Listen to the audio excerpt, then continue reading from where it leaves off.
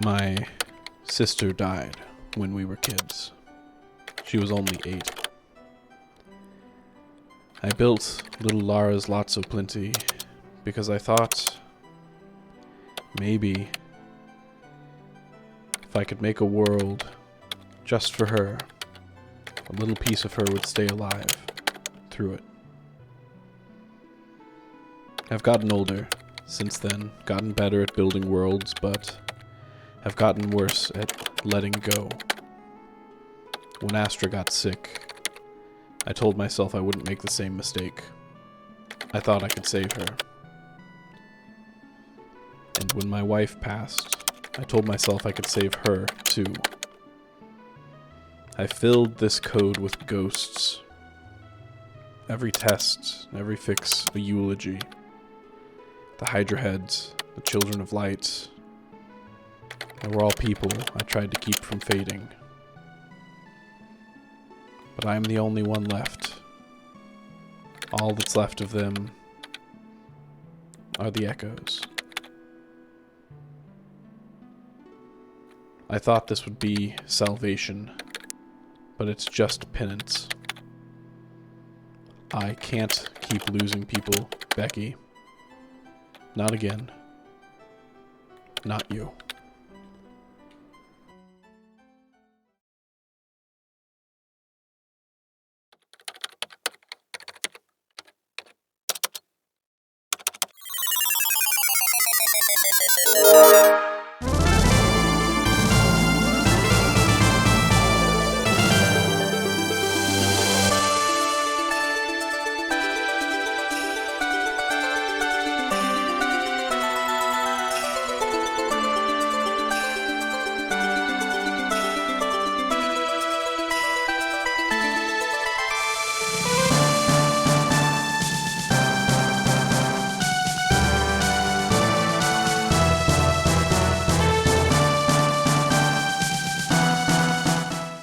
Hello, everybody, and welcome to Streaming Rainbow. Specifically, welcome to the finale of Olympus.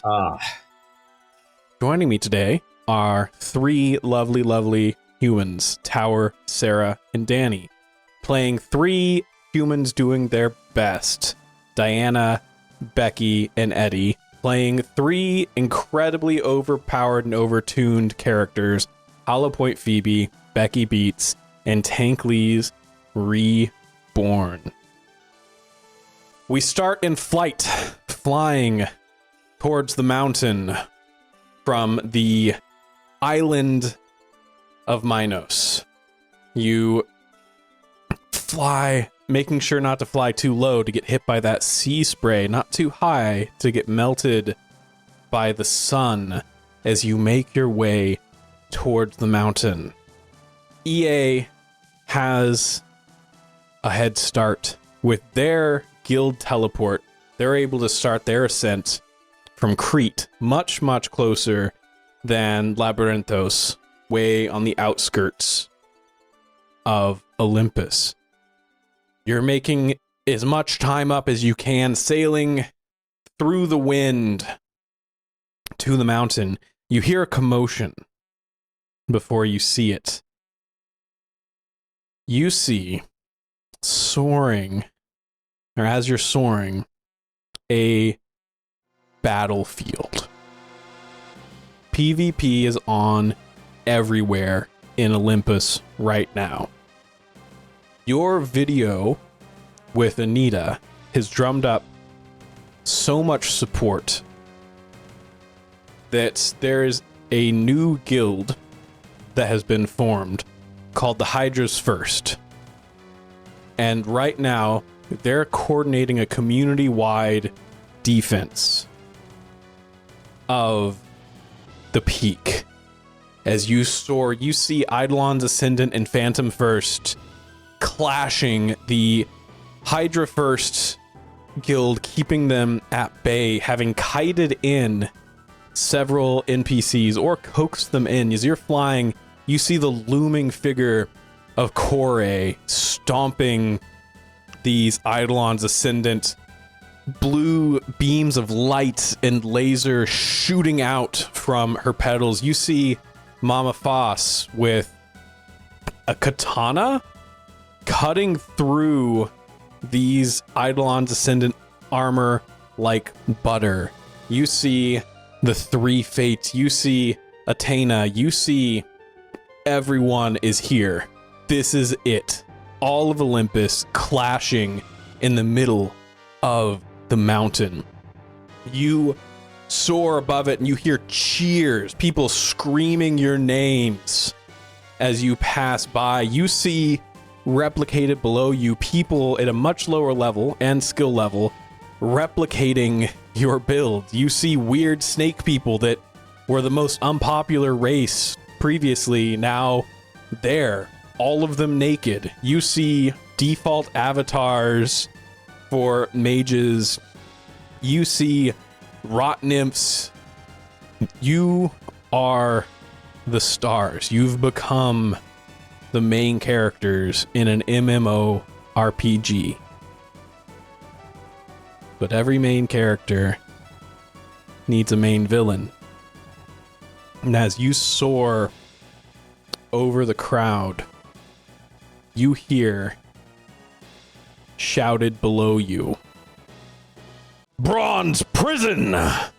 As whoom, you feel yourselves encased in bronze and come crashing down behind what is technically your allies' lines, but as you come crashing down, you see Kalis, who takes off a white lab coat that you recognize that must have been the drop from a queso. That white lab coat, you see glimmering and reflecting in the light, some sort of stealth augmentation that let him slip through the lines. And he stands before you. Just him.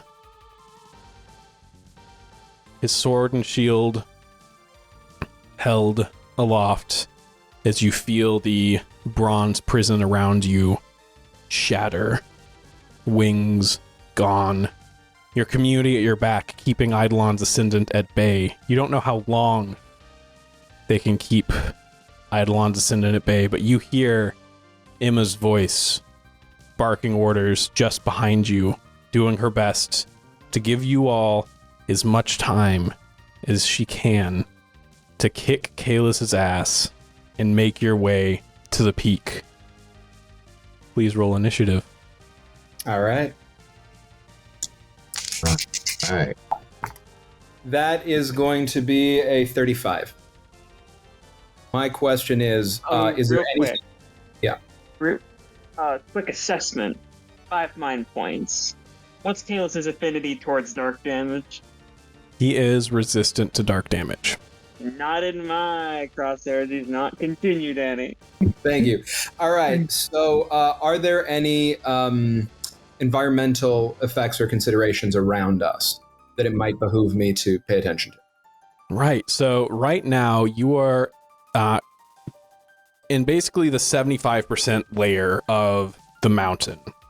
You're seeing some snow around you. This is somewhere between like a tundra and an evergreen forest. So it's a pretty rocky terrain with some sparse trees, evergreen trees around you, climbing high into the sky. Okay. I am going to land directly in front of Kalis as I bound forward, come to a stop, and I am going to look right at him, walk up to him in his stupid face, and stick out my hand and say, before we get started, we want to be gentlemen about this?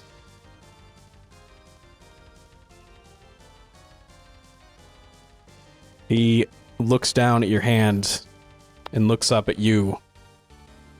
Do you mock me, Tankleys? Nah, Ray. I just gave you a shot. And I'm going to move in like I'm going to hit him on one side. I'm going to slide my other hand in with my little serpent fingers, and I'm going to steal his shit. So that is going to be me going for a soul steal. So that's going to be Dex plus willpower. And that is going to be with a +4 against his magic defense. Great. I'm going to spend a Fabula point to re-roll that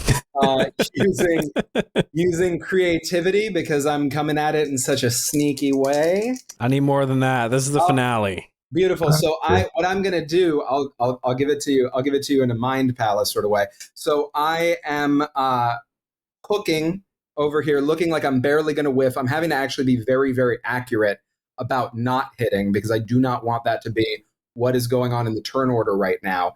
As I snake my fingers around in one direction, but what I really do is I send my tail snake around in a third direction, and the tail snake is the one that's actually stealing this. Yeah.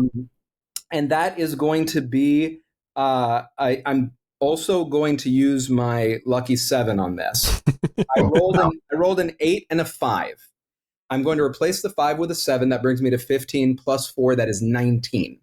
Does All right. 19 beat his magic damage? A 19 beats his magic defense as you snake around and grab hold of something. At first, you don't think that you've got anything when you pull your tail back. And then all three of you are hit.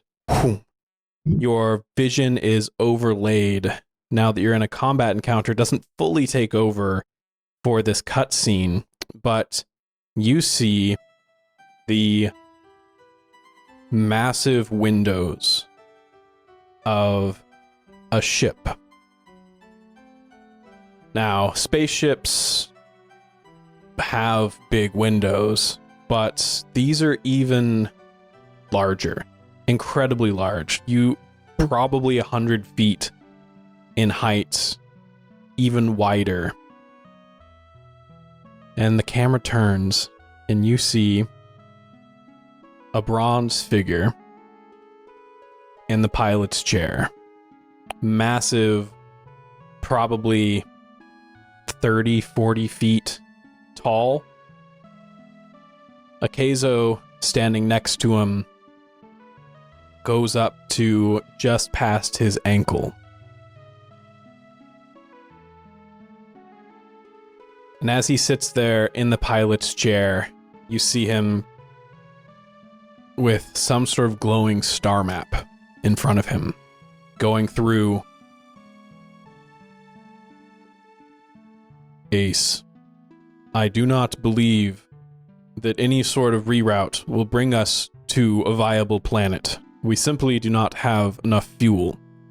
This is not a moral judgment, it is simply math. No matter how much any of us wish or dream otherwise, our fuel reserves have been depleted substantially. I will continue to search for a viable alternative landing point, but as far as I am concerned, this mission is now considered a failure. As it fades back in, we go to player turn. Y'all want to do something, or you want me to knock this? Yeah, I'd like to do something. Go ahead. All yours. Okay. So Becky finishes up a pack that she started while they were flying. So I'm going to spend a Fabula point real quick here. And Becky, during the flight, we zoom back to the flight as a flashback, and we see her in her mind palace remembering back to the Letheon fight and the code that she saw when she examined Letheon. And she opens a window and she starts inserting a subroutine from memory into another piece of code, and she closes it and smiles. And here on the ground. We come back, and she is smiling at Kalis. And she says, "Hey, Kalis, you might want to run those diagnostic mods."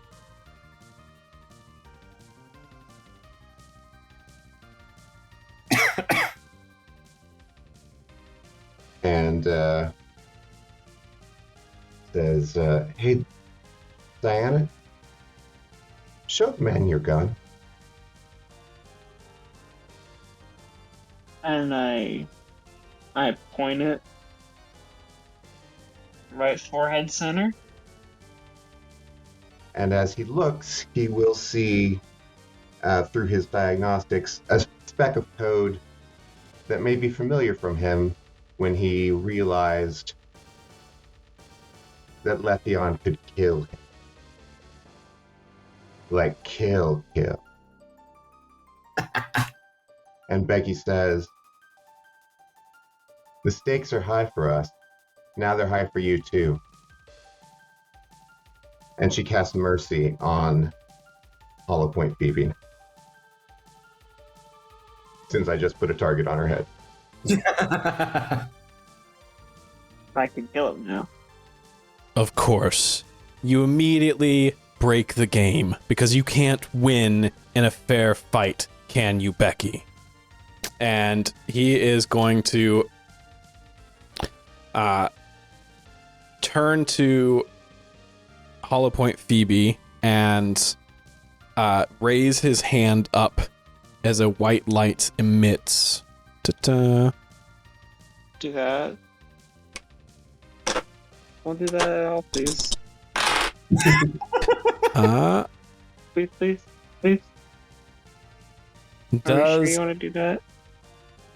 Does a 20 hit your magic defense? Yeah, Bastion. A 20 hits my magic defense. It hits your okay. Yeah, Great. It does. Well, you take Surprising 19 light damage. So I take 38 light damage. And you see a status effect appear as Kalis says, "Sanctuary!" And Kalis cannot be attacked by you until next round. Smart. Well, I think in Phoebe's head, like through the pain, or not emotional pain, like through the status effect and like the windows and everything, kind of thinks to herself, "Works perfect for me," and she's gonna message in the chat to Eddie and be like, "Take his attention, please." And she's going to run in the opposite direction, slide onto the ground, and take the guard action, preparing her sniper rifle for a deadly shot. Great. Love it. All right, so that comes back to Kalis, who is going to look at Tankles in front of him and ready up his sword and shield. They're glimmering golds and silvers as he takes a swing at Eddie. Do it. You ready to dance, Snake Boy? You handle it? And Eddie, does a 16 hit? It does. All right. With a 16, you take 22 physical damage as he swings his sword, cutting through you. Love it. That's pretty good for me, actually. So cuts right through, hurts like hell. This VR is a little too realistic sometimes. And just sort of poison-tinged blood spilling out of his avatar's mouth. Spits some of it on the ground, hoists Astro, who's on his shoulder, says, "You all right? Yeah, You having fun?" I don't know. Yeah. This is all very scary. Yeah, but scary can be fun, right? We're gonna have a good time. I believe in you. You believe in me? I believe in you, Tankles. I'll take it. I will be your Tankles. I will be your Tankles. And I'm gonna look over at this guy, and I'm gonna say, "Hey, buddy, Ray, your fancy armor can't protect you from your own ugly face." And I'm going to use mind theft on him to do. I'm gonna go ahead and say light damage, and let's see if I hit. Where are we at here? Okay, that is going to be. I'm going to replace. No, what am I going to do? I'm going to spend another Fabula point. It's the last episode. All right, I'm going to spend another Fabula point. That's my second one. All right, what are you invoking? So what I am going to invoke is come at me, bro. I am going to be absolutely pulling aggro as hard as I can with this attack, and I am going to be trying to get under his skin so that he makes a mistake and focuses all of his attention on me, even though he knows that that's probably not what he should be doing. And with that, I'm going to re-roll one of these die. The other one was a 10, so that one stays. And oh, baby. Okay, so that is going to be, where's my modifier for this? An 18 hits. An 18 hits. Beautiful. So that is going to be 25 light damage, and I'm going to get 12 mind points back. You reach out with your 25 light damage, and it has no effect. It was a risk. And that's This very is just fair. like session 1 when I shot with the dark damage. But you know what? But we know something now. I'm telling the chat. And let me see. Hold on a second. Not the Genoclepsis. That Ecdysis. Did I get hit by him with anything? I haven't gotten hit with him by anything yet, right? Yeah, he hit you with the sword. He did that. Right. Sorry. The sword was physical damage, though. Yep. All right. So that is me, I guess. I'm gonna scoot back a little bit and sort of just like stand with his shoulder further away so that I'm in the way of any blows. And that is me, except I will say that one thing that he would see is notoriously naked Tankles, who just has his little belt on, has a little bit more of a flourish going on. Just got a little red ribbon. Just a little red ribbon. We'll see what happens with that. All right.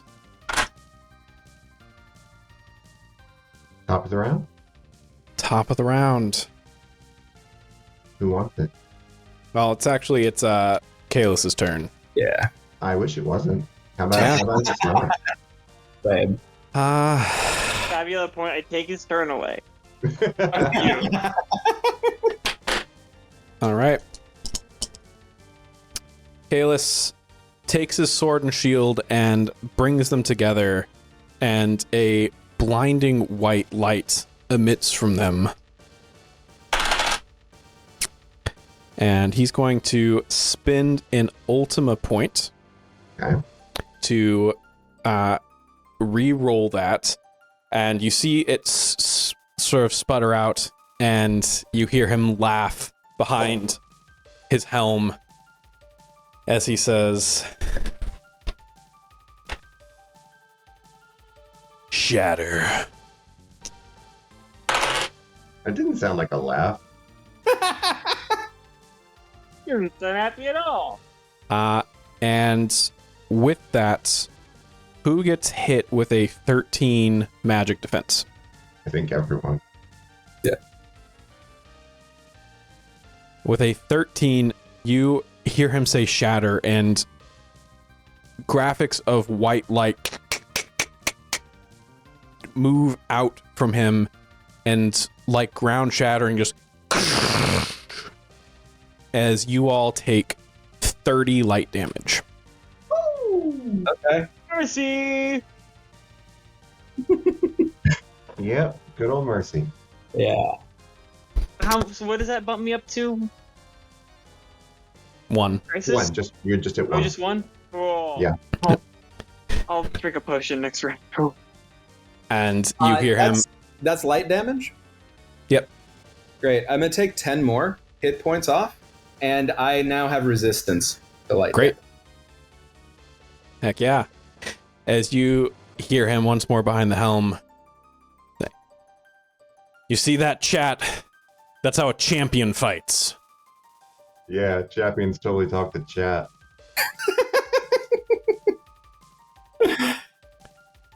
And you see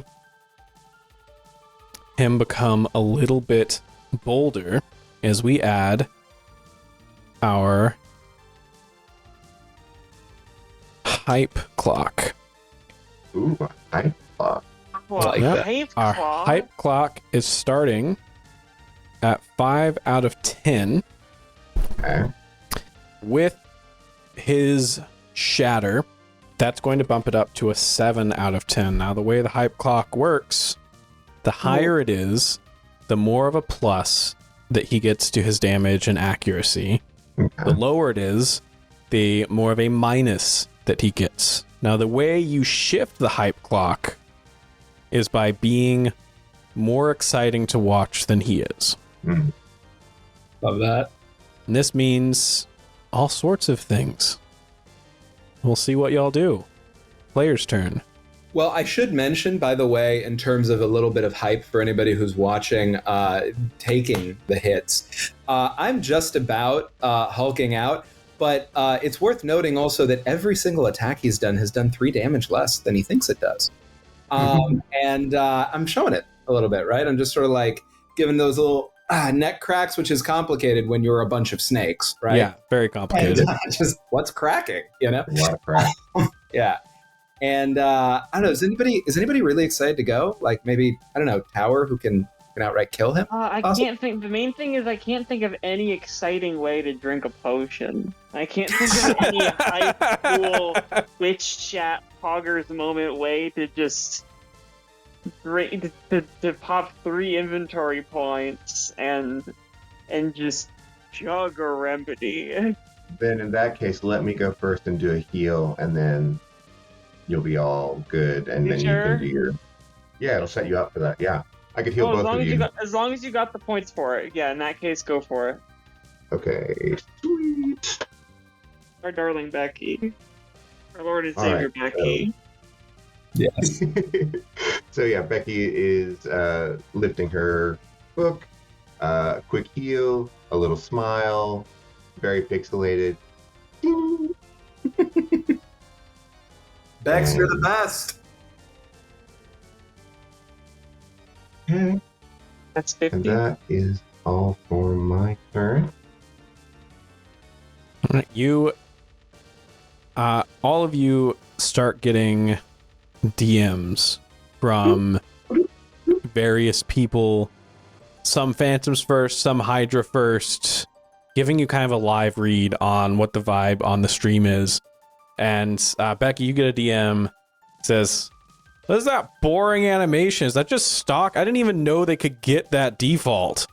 It's a 40-point heal. Yes. All right, as we move to Kalis, sword and shield still in hand, he brings them out and slams them back together. We'll do it again. I can't crossfire this guy. Fuck. And that is going to be a 14 against everyone's magic defense. Yeah, that hits. Yeah, Yes. Yes. And with a blinding flash, he yells, "Brilliance!" And all of you suffer dazed. All right. As we bump the hype clock up to 8. people like flashes of light. All right. If Noted. if it's okay for me to jump in, with that hit, I am hulking right the fuck out.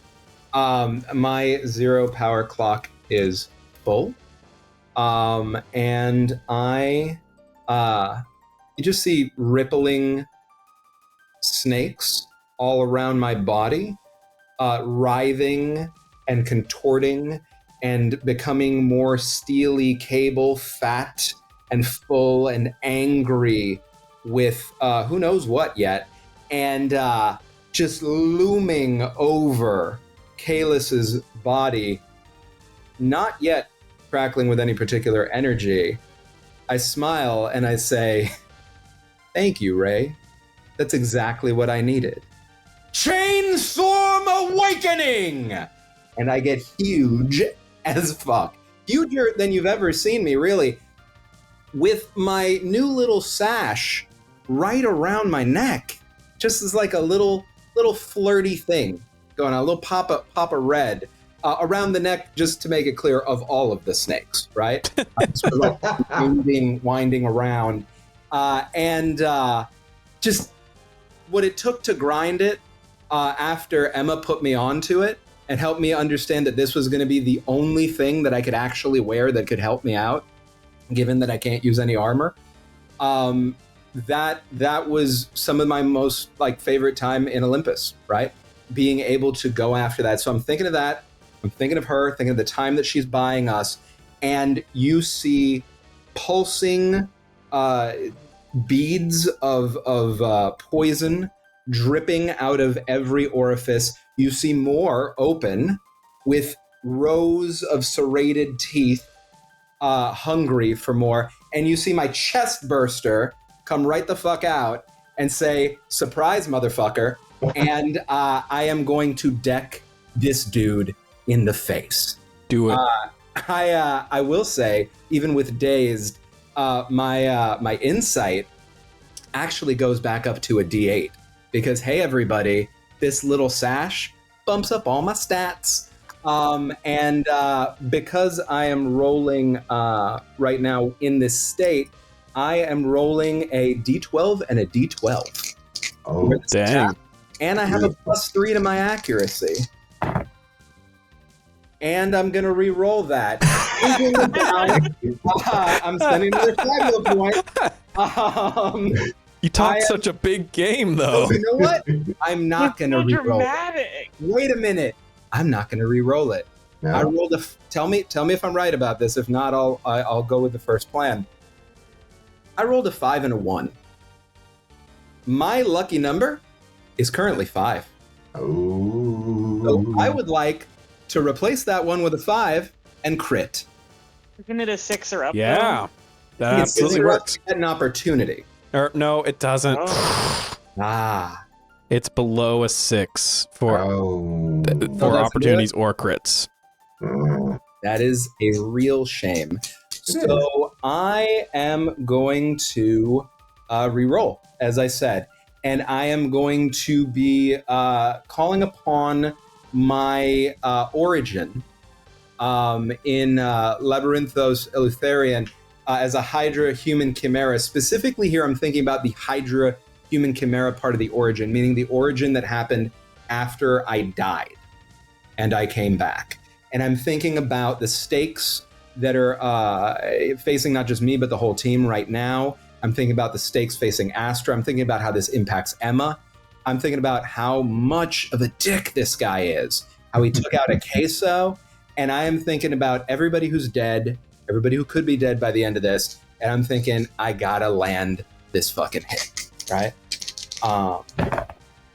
And hey, all right. So that is going to be a 12, a 6, and a 3. So that is going to be a 21 to hit. Does 21 hit? A 21 sure hits. Beautiful. So that 21 is going to hit him in his stupid face. He is going to get 30 physical damage, be poisoned, and to be clear, I'm trying to go in between his areas here if he has any kind of opening to get that poison in. And I would love to know what this baby boy's got going on from a genoclepsis standpoint. What kind of theriaforms he got? So Kalis takes the 30 damage, becomes poisoned, and the form that you get for your genoclepsis is Dynamotheria. That's the big boy. Yeah, that is for the our big viewers. Boy. Yeah. That And could be fun. as you hit, you feel a stinging sensation as you pull your snakes back, and they have shards of light stabbed into them, dealing 5 light damage to you. And you see that Kalis's armor, after that hit, ching, grows a small sheen of scales across it. Interesting.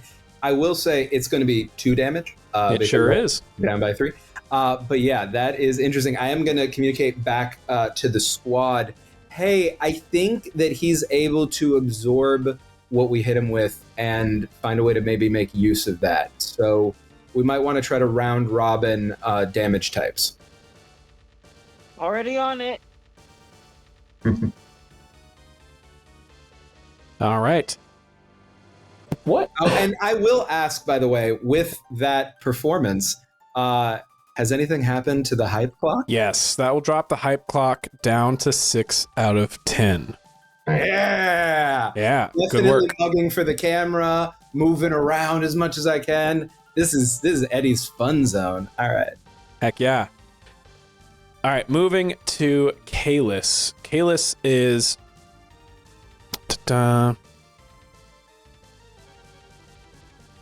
going to look at Tankles and smile and say, my armor could use a polish. And he slams his sword and shield, wham, down, and you see his armor with the scale overlay take on a completely reflective, mirror-like sheen as he yells, reflect! Becky, I think we recognize that. Yeah, sure do. As Go it like passes like that. to the player's turn. No change in the hype clock. Should I not hit him? Yeah, no, he's gonna catch it. He's gonna catch it if you shoot it. Shit. Okay, my Hawkeye will continue to hold if it's my next attack. Basically, it's not like it doesn't like fizzle out, so we're okay. But I need to think of something to do in the meantime until his reflect goes out. Well, actually, the first thing I want to do as I'm on the ground, I'm going to start to spin around and run my way back towards Caliph to like close the distance a little bit. As I do a couple flips onto the ground and almost like spin on my back like breakdancing almost before flipping onto my hand and flipping back up, and the little sparkles of the lion dance go off, and I'm cleared of a status effect. Great. Nice. That will- So I'm no longer dazed, and I did a breakdance. Now we'll bump the hype clock down to 5 out of 10. I fucking thought. And let's do. Oh, I think.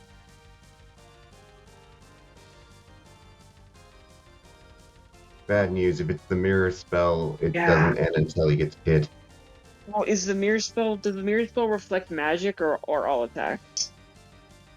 Offensive spells. Defensive spells, so not attacks.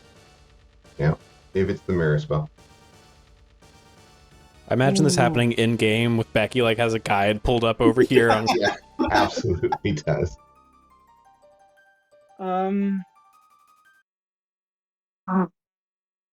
I know it's like heat of the battle thing, but I might need input from my allies on this. I'm a little torn.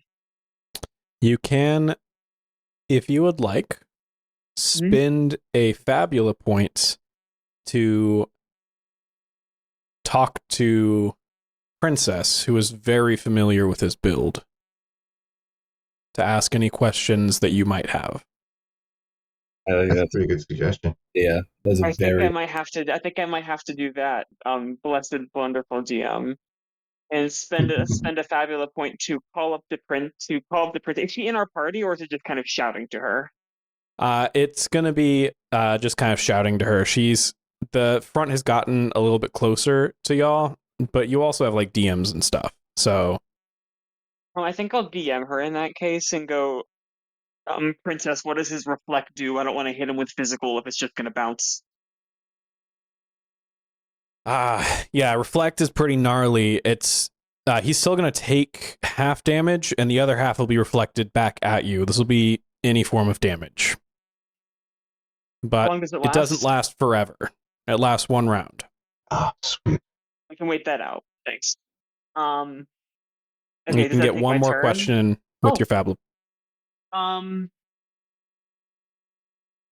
Does he have cooldowns on those light attacks, or is it just going to be continuous till he runs out of mana? He doesn't have huge mana reserves, so he can't cast it very much, but that attack can only be cast on the last round. Okay, interesting. So, so if he has the mana for it, it's about to go off. Hmm. Okay. All right, and you still get your turn. Well, I still get my turn to think of to be indecisive about what to do. Perfect.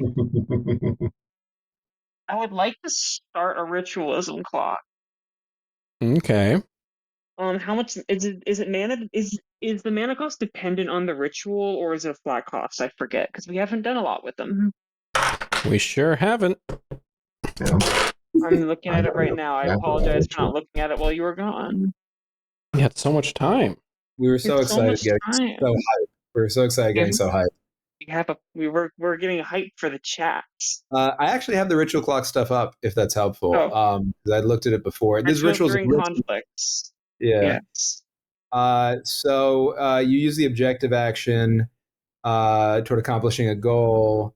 The clock's immediately created.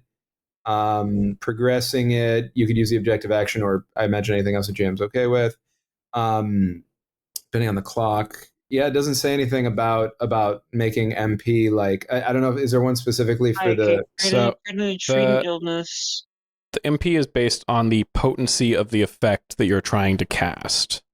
Yeah. And the area of that effect. So some examples would be if you just want to create a flash of light in the area of a small human creature, that is 20 MP. But if you wanted to weaken a divine entity that is as big as a mountaintop, that will be 200 MP. So it depends on the potency and area. So what are you trying to do with this clock? I'm thinking it's major individual. Okay. And what do you plan to do? I'm planning to create I want to use my ritualism, which affects the plants and toxins specifically, to manifest a sort of toxic needle and grow one beneath Palis and have it stab into him when he's not looking and drain his MP. Gotcha. So you're trying to drain MP from Kalis. That is, I would say that is probably major, which would bring it to a difficulty level of 13 and an MP cost of 40. I can do 40. Okay. I'll start burning that. Do I make a check right off the bat first? So, I'm trying to find the. Yeah, so it'll be a 6-part clock, and the objective action just begins the ritual. Okay, so I don't roll yet. No, you do roll. Yep, no, actually, here it is. The caster can perform the first check to fill some sections of the clock as part of the objective action they use to begin the ritual. Cool. So I'll roll insight willpower. Yep. Yeah. That'll be 12. Bringing in new mechanics in the finale. 12 is not enough. Unfortunately. Fabula point?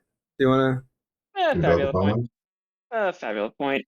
Because specifically, this is using my heritage as a rotten nymph. So I want to draw on my origin to manifest these abilities that I've only really just started to dabble into with the flowers on the skull from last episode.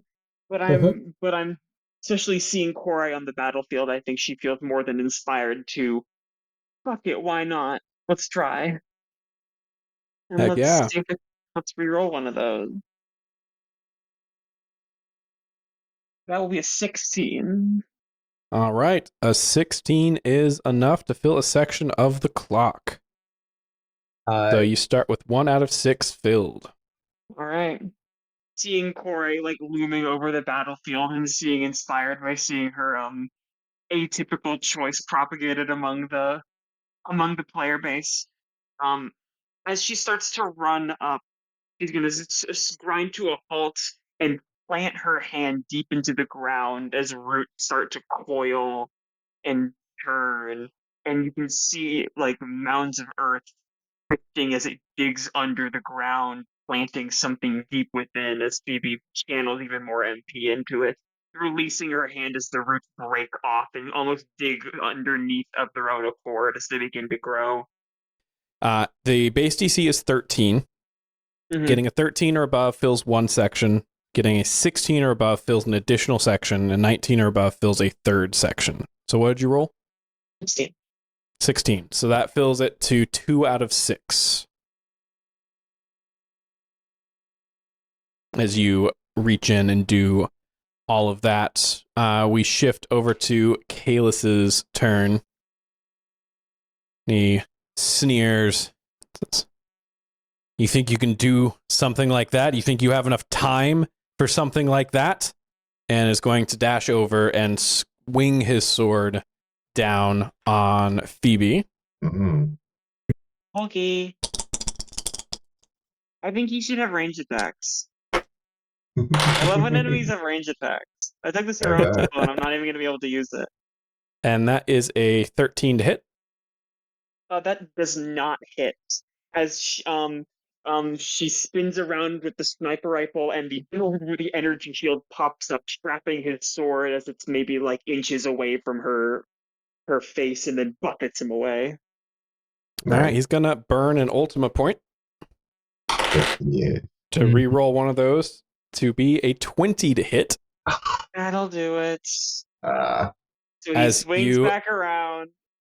As you block the shot, he, with the top of his shield, the pointed top, jams it into your gut, dealing... are you still dazed?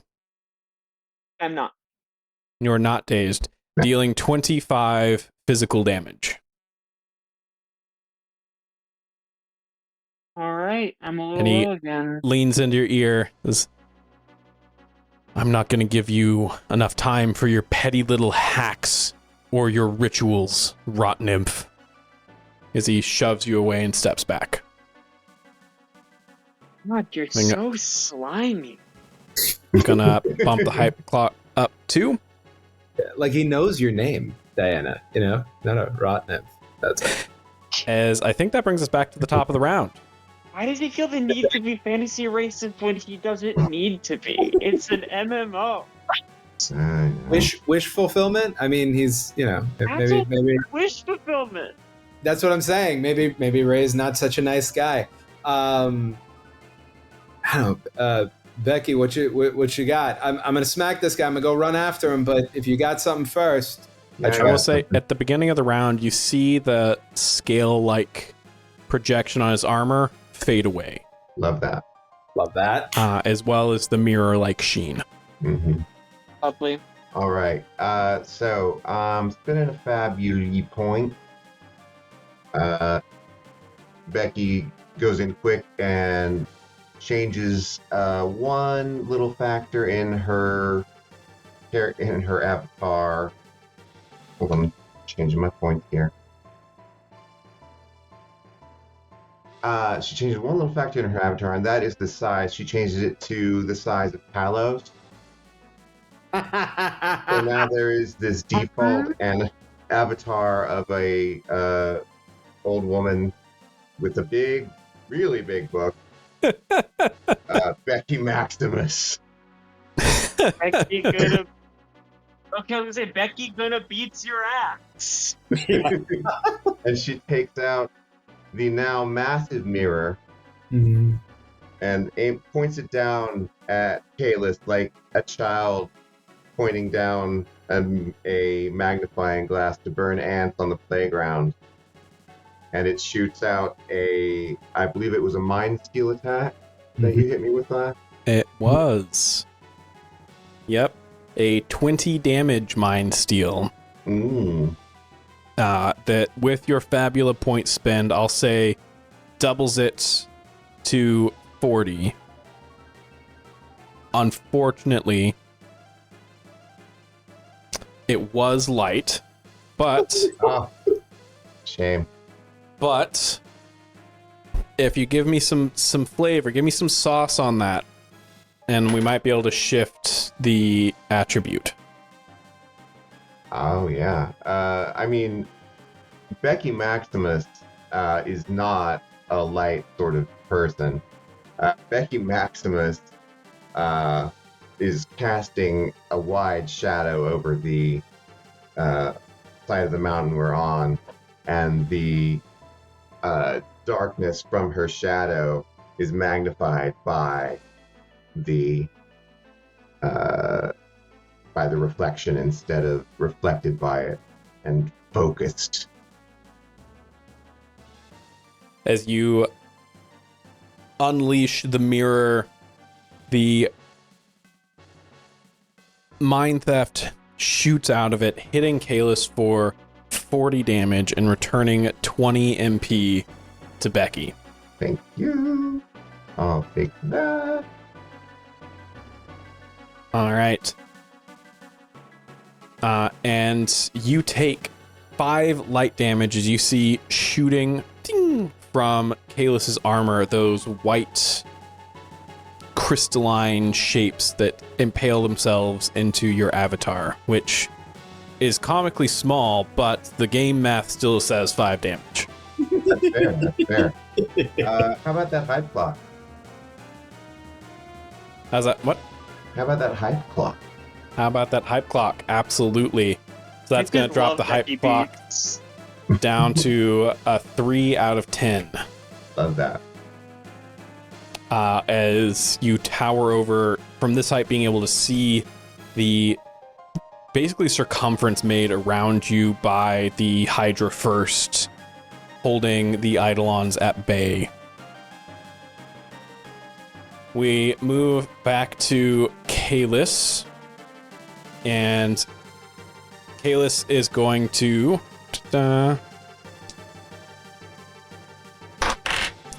use the correct dice. That's good. Oh, use the lower ones. For fun. As a challenge. And Tankleys Yes, sir. does a 13 get past your magical defense. Magical, yeah. All right. You take 17 light damage as Kalis once again says, "Sanctuary!" And you feel the effect hit. You cannot hit or attack Kalis this round. But that's boring because he's already used that move. So the hype clock goes down to a 2 out of 10.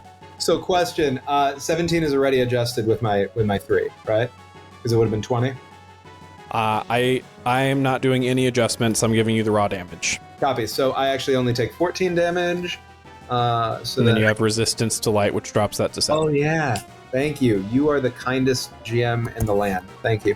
You're gonna need it. Except This is you phase use 1, more y'all. damage against me, and then you're the meanest GM in the world. Yeah. All right. So I'm not allowed to hit this dude. Yeah. I'm gonna do 2 things. Actually, I'm gonna do 3 things. I am going to, if you'll allow, I believe I can do this because the last spend of a Fabula point was outside of like action economy, right? So if it's allowable, I'll give you the general. I am going to switch Theria forms, which does not take an action, to turn off one and pick up another, while keeping the others up. I am going to make a potion, the first one, that is around, right? Make a sorry, potion's not the term. The term A remedy. is a remedy. Thank you. I'm going to make a remedy. First one that I've made in this combat, which means it's also going to be a tonic. Sure is. So I can drink that thing and get rid of that dazed. And I am going to spend a Fabula point to hype up the crowd and talk shit to Kalis All right. loud as I possibly can on stream. Yeah, give me your anti-Kalis monologue. All right. So if you don't mind me playing out the whole bit, what you see first happen is I turn to Kalis and I say, Ray, that's so sad. You're scared of me hitting you? What is that? And I get bigger, not Becky Beats big, because who can do that? But I get even bigger, towering over, like double the size of Kalis's avatar. As I get larger, all of my snake parts get hardened scales on them that remind you of dinosaurs. And you get a little bit of feather going on too, because I guess there was a little bit of argument about like what a dinosaur looks like among the devs, and maybe like little patches of fur, right? So it's like a little bit of fur around here, some feathers coming out the back, and lots of scale, hard scale. As I get bigger, and as that happens, you see the serrated mouths close. So there's no more of that. I go ahead and look at him casually. Bring out of hammer space a tonic that has just a little bit of extra mustard on it, a little bit of that red-yellow goodness. And I say, here's to you being a fucking coward, Ray. And I drink that down. I spike it on the ground at his feet, shattering it into pixels. And I start mugging for his camera, for his stream, saying, everyone in Eidolon's Ascendant, understand, Ray, aka Kalis, has been carried by my daughter this entire time. My daughter who has a young child. My daughter who actually knows what he's doing. This is a sad man in his 50s who cannot play this game properly. He is basic, he is bullshit, and all of you deserve better. Emma for president of Eidolon's Ascendant! I don't know if they have president. And that's my message. Do they have elections?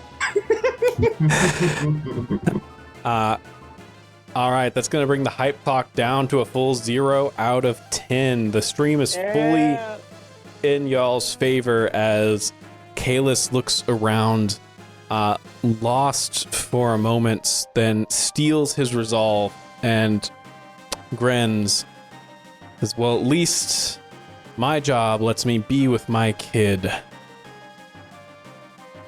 And at least I have a job. Isn't that right, Diana? Or have you not gotten the news yet? And he is going to, with that, throw down his sword and shield and pull out his dragon bone claymore and is going to spend an Ultima point to refill his mana and remove his status condition before he takes a cleave attack, aiming for Diana, Eddie, and Astra. Letting you know, guys, that's not good for low HP me. Yeah, well, All Mercy. right. It's already proc. Oh, jeez. Does a 15 physical hit? Meets it, beats it, right? Yep. Meets Yeah, it, beats it. That's With a 15,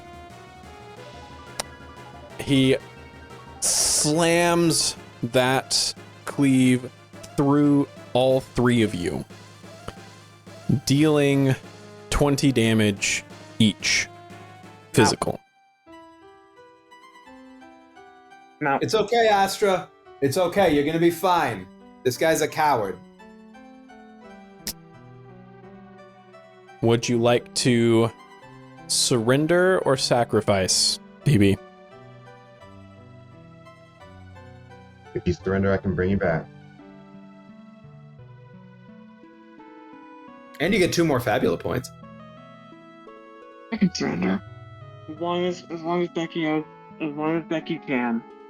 I think there's a moment of hesitation with Phoebe as she initially goes to move the rifle in the way of the strike, but then remembering thinks better, equips it, and just kind of like takes the full force of it, flying back. Yep. Well, you can't replace your theme because it's already doubt. Yeah.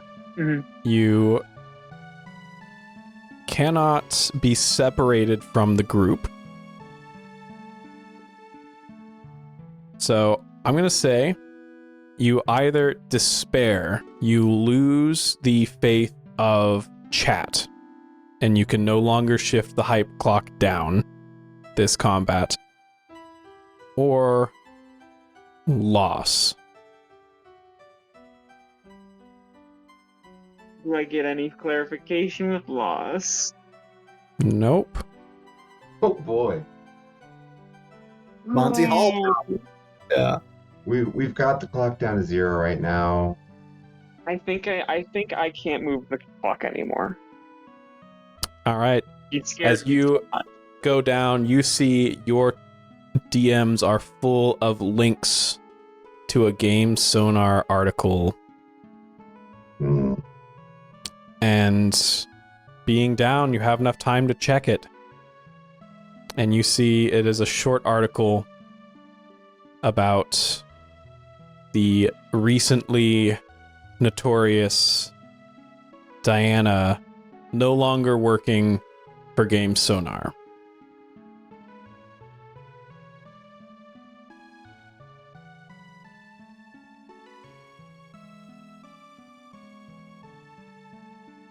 I think it's like that heartbeat in your ears feeling a little bit. But we're excited to welcome Joel Goodman to our team as our new head Olympus reporter. Joel will be bringing news to you at a regular and consistent cadence. Dependable content for high and low level players alike.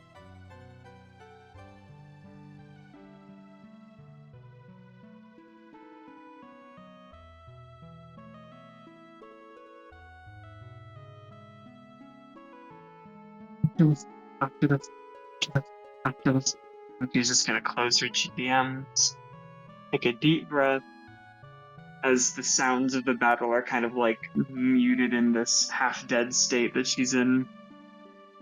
And I think we'll pass on. That is going to bump the hype clock back up to 4 out of 10. Sorry, gang, I'm kind of squishy. As we go to player turn. Yeah. Bex. Oh, yeah, I'm bringing her back. Yeah. If it helps, Hawkeye will still go off. If does it help. helps. If it helps, it will still go off. I Yeah. will, if it's okay, I will say that Eddie, would Eddie be aware of this? Probably not. Okay. Then Eddie doesn't do anything. Eddie's in the fight. You're focused, you're locked in. You're berserker Yeah. mode. You bonus action to rage. Yeah, exactly. All right.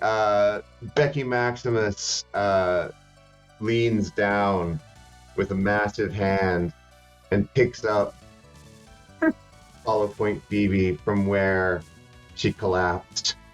And she brings her up and gives her a tiny kiss on the forehead. And it glows because I am spending a fabulous point to give myself amazing glowing emote. As you see the microtransaction store. Literally. Becky bought a cosmetic. Yes, I did. Becky bought a Yes, I- cosmetic. And so there's this beautiful glow that surrounds you with the kiss, and she puts you down gently and says, "Worry not."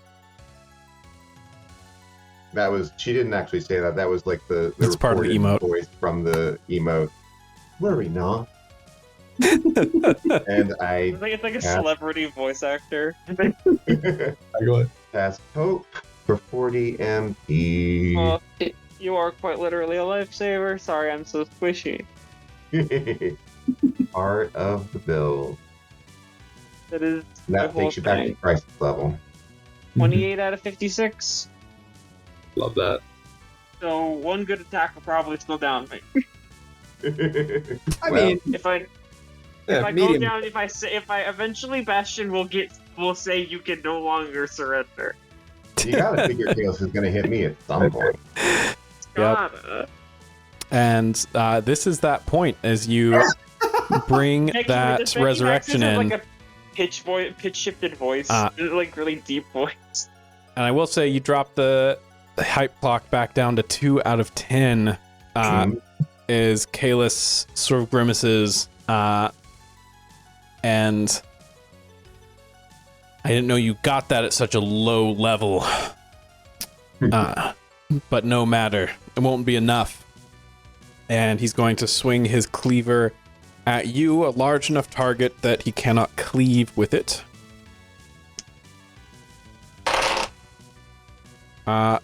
Does a 10 hit? It does. Oh no! That's so sad. Oh man, are Can I you ask a question? sure? Can I ask a question? Could I spend a Fabula point to get in the way of that blow? No. No. It's Too okay. big. It's gonna Too work. big. Or Fabula point. I don't. It's fine. Torty Maximus. As the cleave goes clean through one of your legs, you take 18 physical damage. The hype clock is unaffected.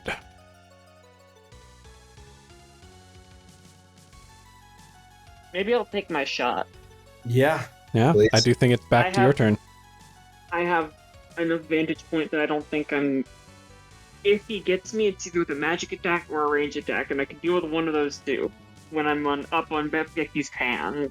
Well, actually, as part of that, I'd like to spend a Fabula point to kind of use my kind of like chloro like plant controlling abilities, and maybe unconsciously roll a faction check based on my ranking in my faction, and I'm going to say, Becky, throw me.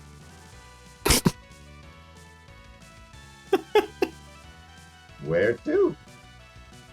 And I point out around towards where Kore is smashing through enemies.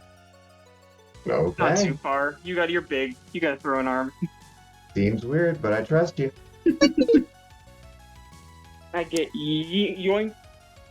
First off, I'm going to do a little spin in the air.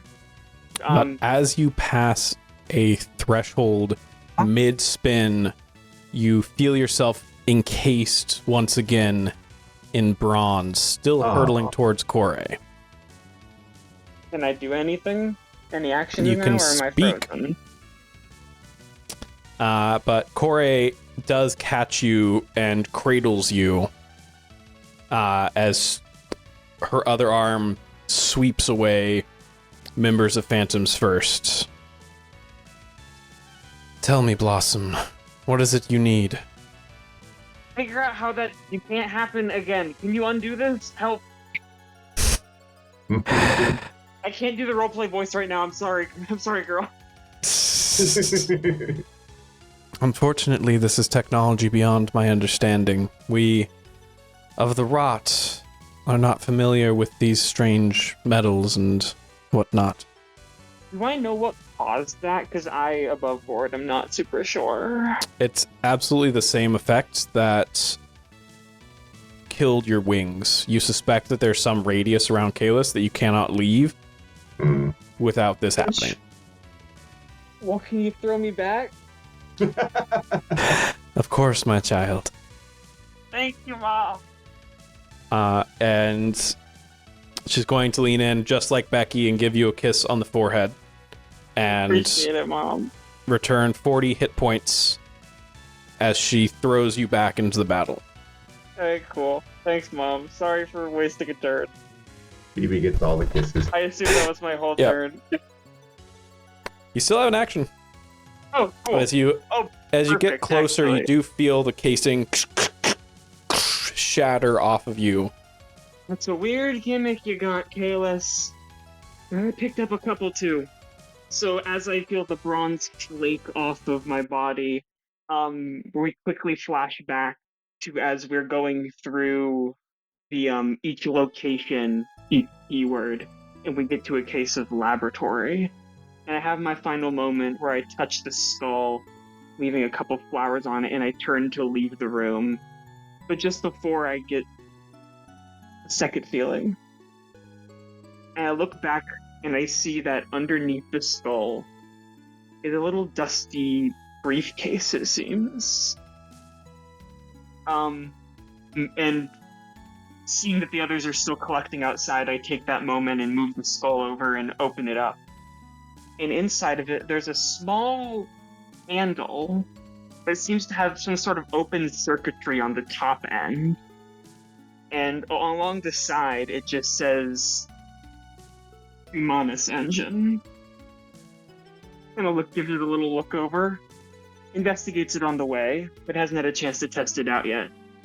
And as she's flinging through the air, spinning around aimlessly, it goes into her inventory, equips the handle, and slams it into the front half of the sniper rifle.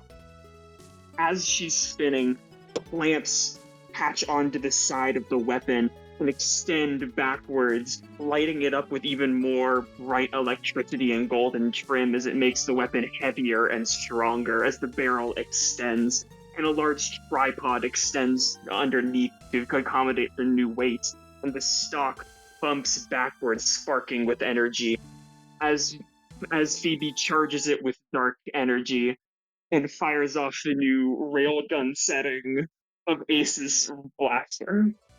Heck yeah. As you do that, you do unfortunately get DMs of, why didn't you do that before you died, idiot? So it does not affect the hype clock, but give me an attack roll. That's totally fine. I assume a 24 will hit. It will. So, let me do a total. That's going to be, let's say 28 technically. But that's 15 plus 16, so 31 plus 18. So 49 dark damage right through his stupid hazel eyes. All right. Bring our damage total to 119. You blast off that bolt and you see it tear into his metal armor, but this time white crystals do not flake off, but you do see the scales appear. Yeah, I think literally the force of the blast took her to a complete stop in the battlefield as she quietly drops to the floor and just kind of in a large energy cell completely melted into slag, almost pours out onto the ground. Absolutely. And that brings us to Kalis's turn, and Kalis feels like he's on his back foot a little bit here. He's getting chewed out in chat. Got a massive Becky in front of him that he's chastising for breaking the game in order to win. And he is going to hold up a purple crystal that you all recognize as a teleport crystal. Interesting. And crush it in his hands. And you see next to him Razor. Or, sorry, I should refer to him as his full name, XX_razorbow_bomb_XX, the top archer on the server, and Kalus's son. Hey, buddy, it's good to see you. Oh, Hey, you were on Anita's stream. Yeah, no, we met also. Like, we hung out for a bit. You remember? That's right. Yeah. You looked different lion then. back then. Yeah. I was a lion back then. Now I'm a bunch of snakes. You know. Anyway, I'm gonna kick your ass for being mean to my dad. Hey, yeah, I totally get that. That's super fair, buddy. I hope it goes well for you. I'm rooting for you. All right. We're gonna eat dirt. And Razor is going to launch a barrage. This is targeting all three of you. Okay. What kind of barrage? What are you Please talking be an about? even attack. Please It be an is even a attack. ranged attack. Please be an even. A Please ranged be even. attack? Be even.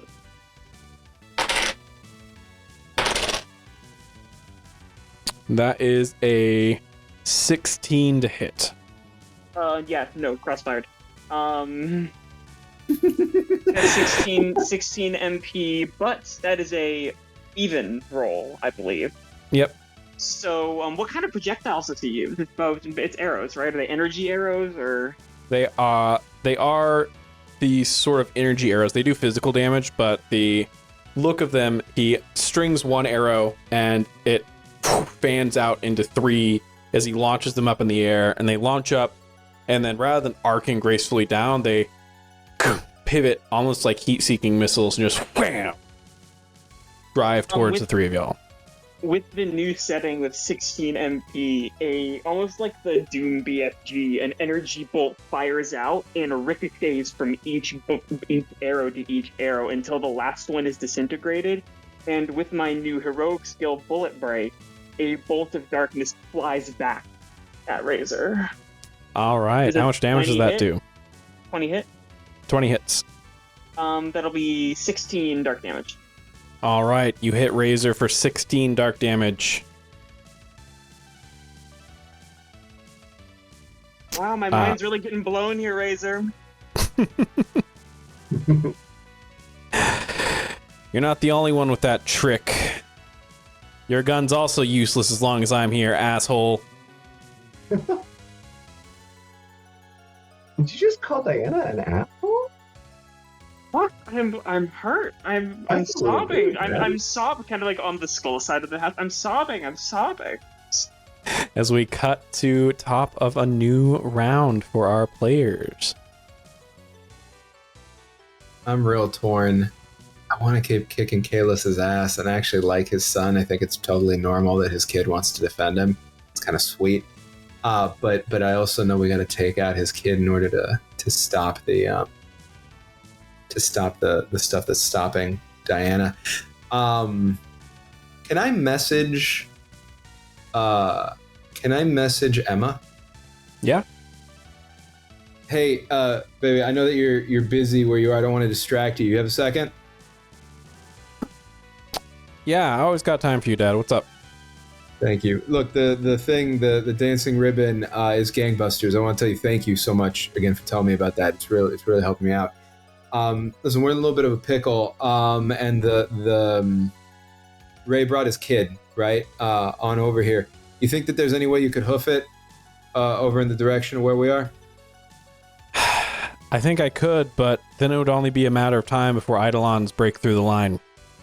Honestly, it might help to have you here so we can get this done faster. That might be better than holding them off.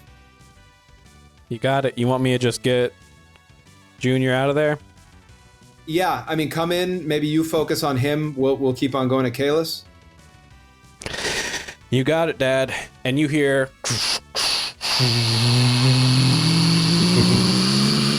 as blasting past y'all incredibly fast, a bone white mech shoots by, Tackle picks up Razor and just keeps going. And I'm gonna turn to Kalus and I'm gonna say, "Hey Ray, I heard it was take your kid to work day, so I brought mine. Is that okay?" I fucking love that.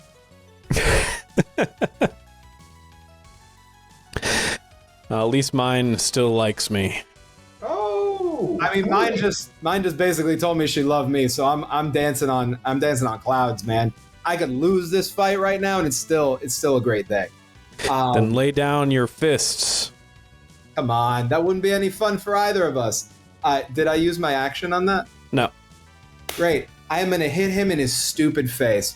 Let's roll it. That is a Roll it. 12. D12, 2D12. Boom. And that is going to be. Do I want to do something with that? Math.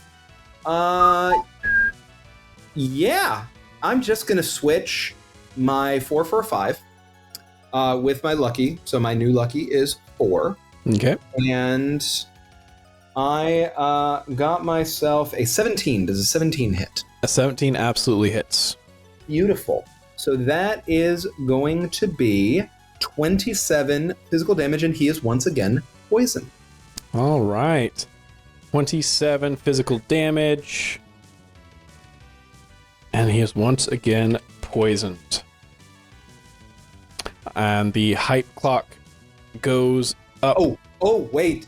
And because I'm in dino form, when I make a check with might that affects a clock, it ticks it 1 extra on top of whatever it would normally do. So that is in his favor. Oh, Well, it can erase it in All right. one. Like it allows it to go either way, meaning like it's dealer's choice kind of. Gotcha. So it would tick up, but the chat is vaguely interested in your shift in Theria form, so it maintains at a 2. Let's see. He is going to hold his sword in 2 hands and reflect. And once more, his armor becomes mirrored. repeating again? Yep. Yeah, but I mean, crowd can't like that. nobody ever accused Ray of being creative. Am I right? Which bumps our hype clock down to 1 out of 10 as we come back to player turn. I got a pretty boring turn. As I kind of roll to the ground, I'm just gonna see Kalis popping up the reflect again. He's like, "You get more uncreative, Kalis. First, there's your whole aesthetic. There's your whole like white knight, paladin, crusader thing you got going on. You got no style. You got no flair. You got no, I don't know, summons an elixir, pizzazz. It just chugs it all." And chugs it all the way through, flicks it up, grabs it again, and then, like Eddie before her, snatches it on the ground. Yeah. Another. I'm sorry, I know what a hero looks like. You know what a boring hero looks like. As he reaches into his inventory and pulls Akezo's lab coat back out and throws it on over his armor. It grows to size to fit the armor, trailing down to the ground like almost like a leather overcoat type of look. As you see the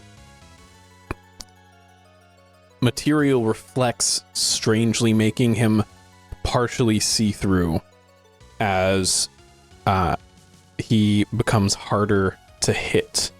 And he smiles and says, "Look what I got from your old friend. Dealing the killing blow has its benefits." You don't deserve to wear that. As the hype clock ticks back up to 3 out of 10. To the winner goes the spoils. So I'm gonna take it from you at the end of this. Wait, where does that take us? Back to What player turn. Yeah, I think that's to you. I didn't realize it is Becky's turn, but I think I might have, maybe I missed something also. What did the soul steal give? Was it just the cutscene vision, or was it anything else in particular? It gave the cutscene vision and an ephemeral item called the Spirit of Talos that disappeared immediately upon the vision ending. Understood. Just wanted to just clarifying. Go on, Becky. Yep. Cool. So I am going to, first off, at the beginning of my turn, my 0 power clock goes off, and Becky suddenly becomes just all aglow with a rainbow of colors that shimmer around, and the colors all move away from her and coalesce around the ground where the needle is growing, and I will click that clock up 3. Yeah. Heck yeah. Perfect. Love that. All right, so that was my 0 You power. read my mind. You read my mind. Then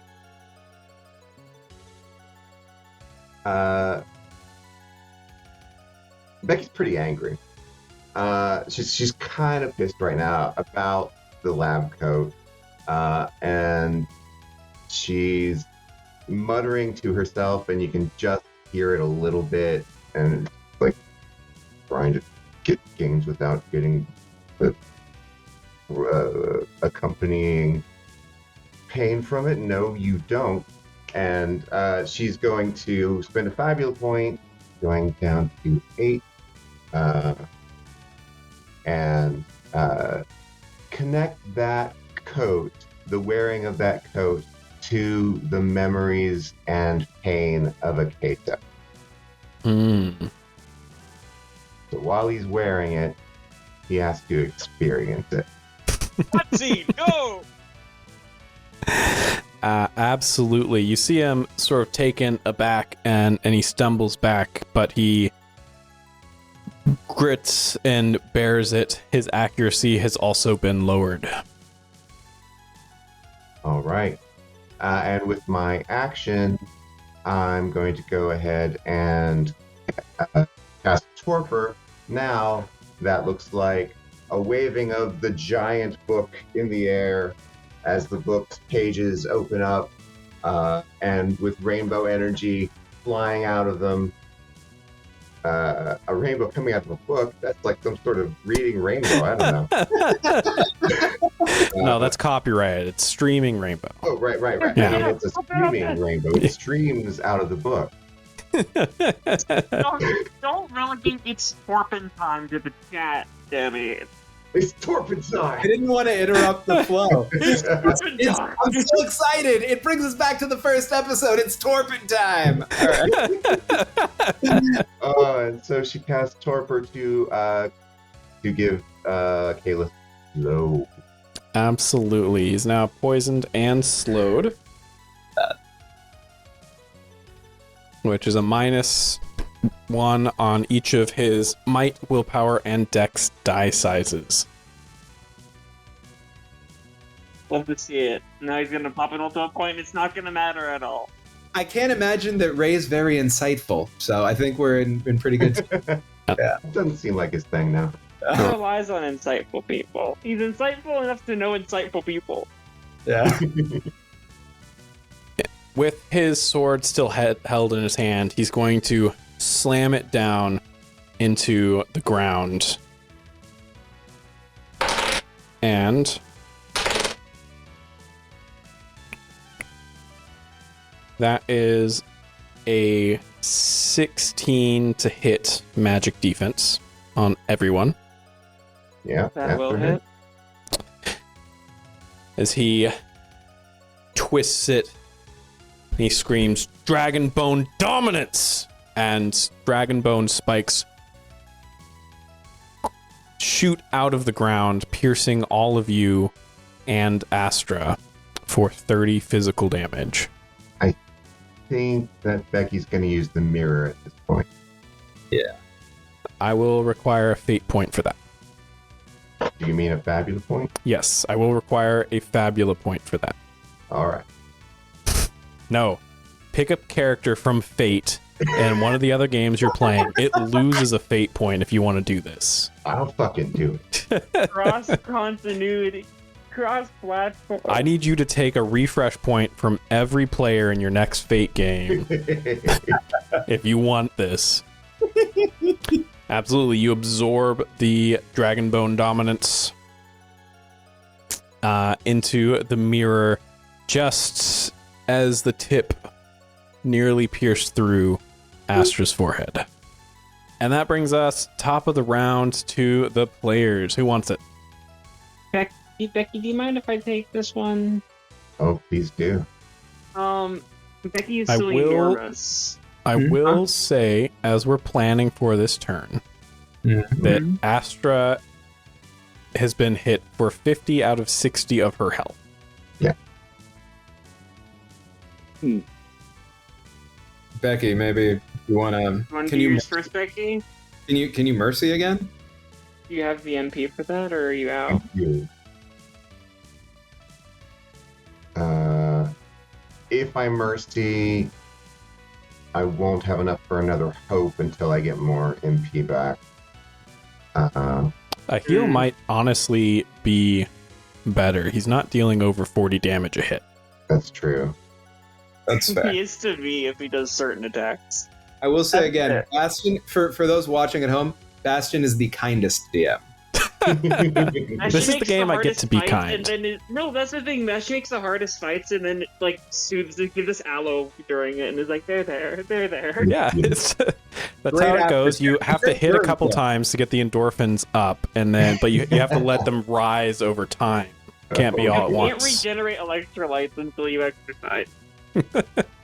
Oh my gosh. So yeah, you guys want me to go first so I can heal? Go for it. Okay, so Becky will reach down her enormous hand to pat Astra on the head. It fully like you see Eddie like whoomp whoomp whoomp. Lips. Like, it's nice. Feels comforting. Yeah.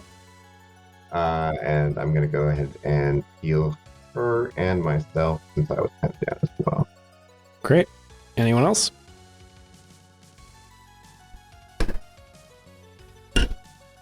Is there anyone else damaged? Anybody? I mean, I go ahead. I think you might need it more.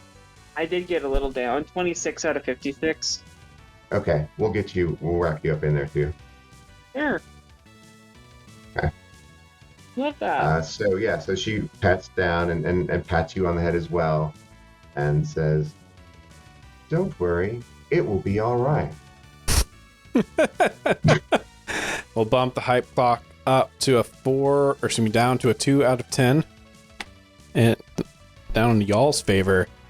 As we move over to Kalis' turn.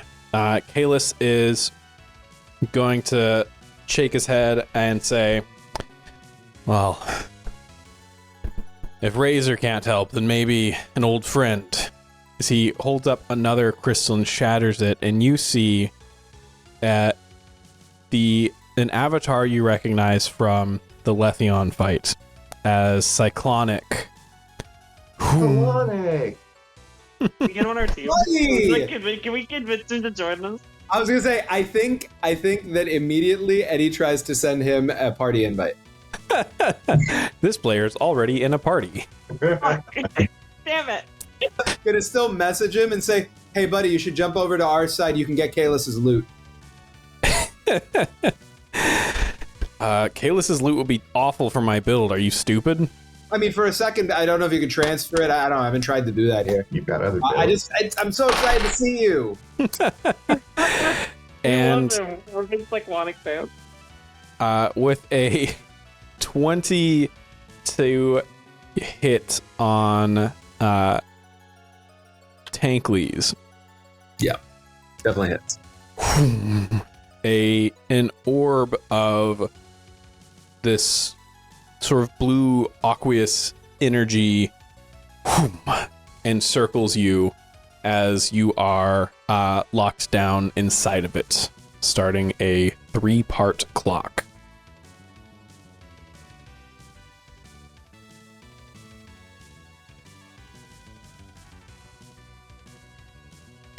Back to players. Is Astra in it with me? Astra is in it with you. It's okay. Hey, it's all right. It's kind of fun, right? It's kind of quiet in here. You good? Yeah, I'm okay. All right. Becky healed me, so I'm feeling a lot better. Your Auntie Becky's the best, right? Yeah. All right. All right, well, you sit tight. It's Dan, my I can't turn, do right? anything. Yeah, you want to... Yeah. I might need to take. I might need to. We might need to have Astra do something else. I think I might need to take that objective action this turn. I think first off, Diana is going to pump more energy into the ground. Kind of. Judging by how we understand of Astra's purpose and the Light Spirit's purpose in the ship, they're kind of sources growing plants to some degree, it seems, or tending and nurturing them, possibly. Something to that effect. So I want to see if I can use a Fabula point to maybe draw on Astra, or maybe ask for Astra's assistance in with this last objective action and to bring charging up this thorn. Absolutely. Astra sort of looks like she struggles internally for a moment, then sort of steels herself, and she reaches over, and you hear a cracking sound as she pulls off one of her crystalline arms and shatters it. You feel an intense amount of energy flow easily across Cyclonic's barrier and fill you with more magical power than you've ever felt in your life. Does that make my does that give me a benefit to my objective check? With just one section left on the clock, I would say that lets you complete the clock.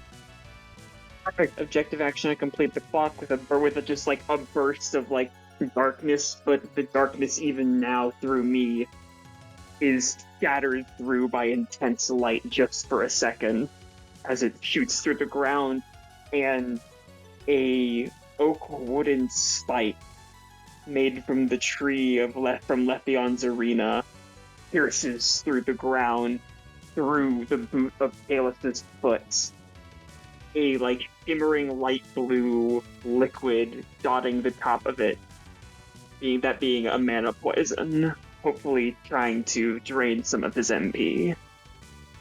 Absolutely. The ritual goes off, and Kaelus goes, "Oh!" As you manage to drain his MP, you see pulsing through the wood, that blue shimmer of MP as he is completely drained. Amazing. And that's my action, but that is not the end of my turn, as I'm gonna look up, Becky, I need a lift! And I'm gonna kind of reach up. I leap up and do a flip onto Becky's head. As I'm going to first do 10 MP to do the, what is it called? Oh, what's this dance called? What's my dance called? Hydra Dance. So if I suffer damage start of my next turn, I get 5 MP or 5 HP. But most importantly though, GM, how many enemies of mine would you say, Eidolon's Ascendant members or otherwise, do I see from my vantage point? From your vantage point, you see hundreds. Amazing. With the new enhanced gun, I'm going to aim with the tripod, the sniper rifle, up into the air and have a charging orb at the end of the barrel of darkness. As Becky's hair starts to like stand on end with static electricity a little bit. You have a balloon.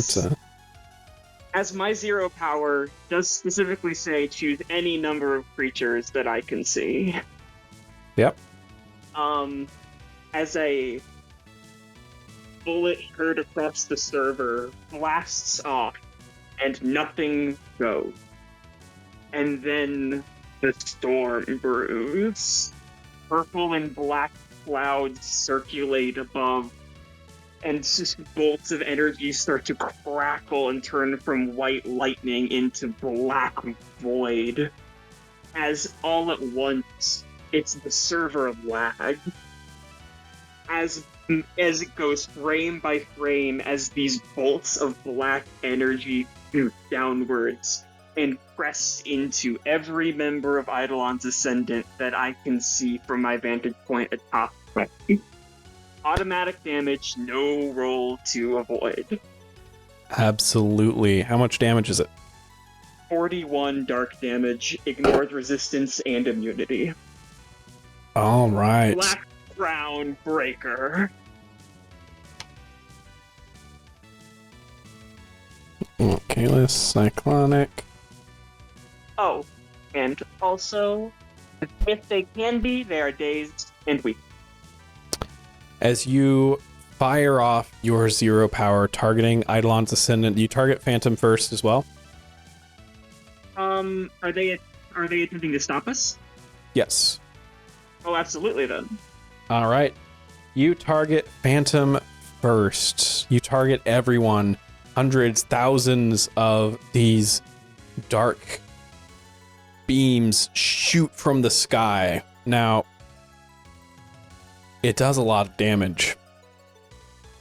And a lot of Phantoms first. Eidolon, they can survive it. They can shrug it off. But Phantoms first can't.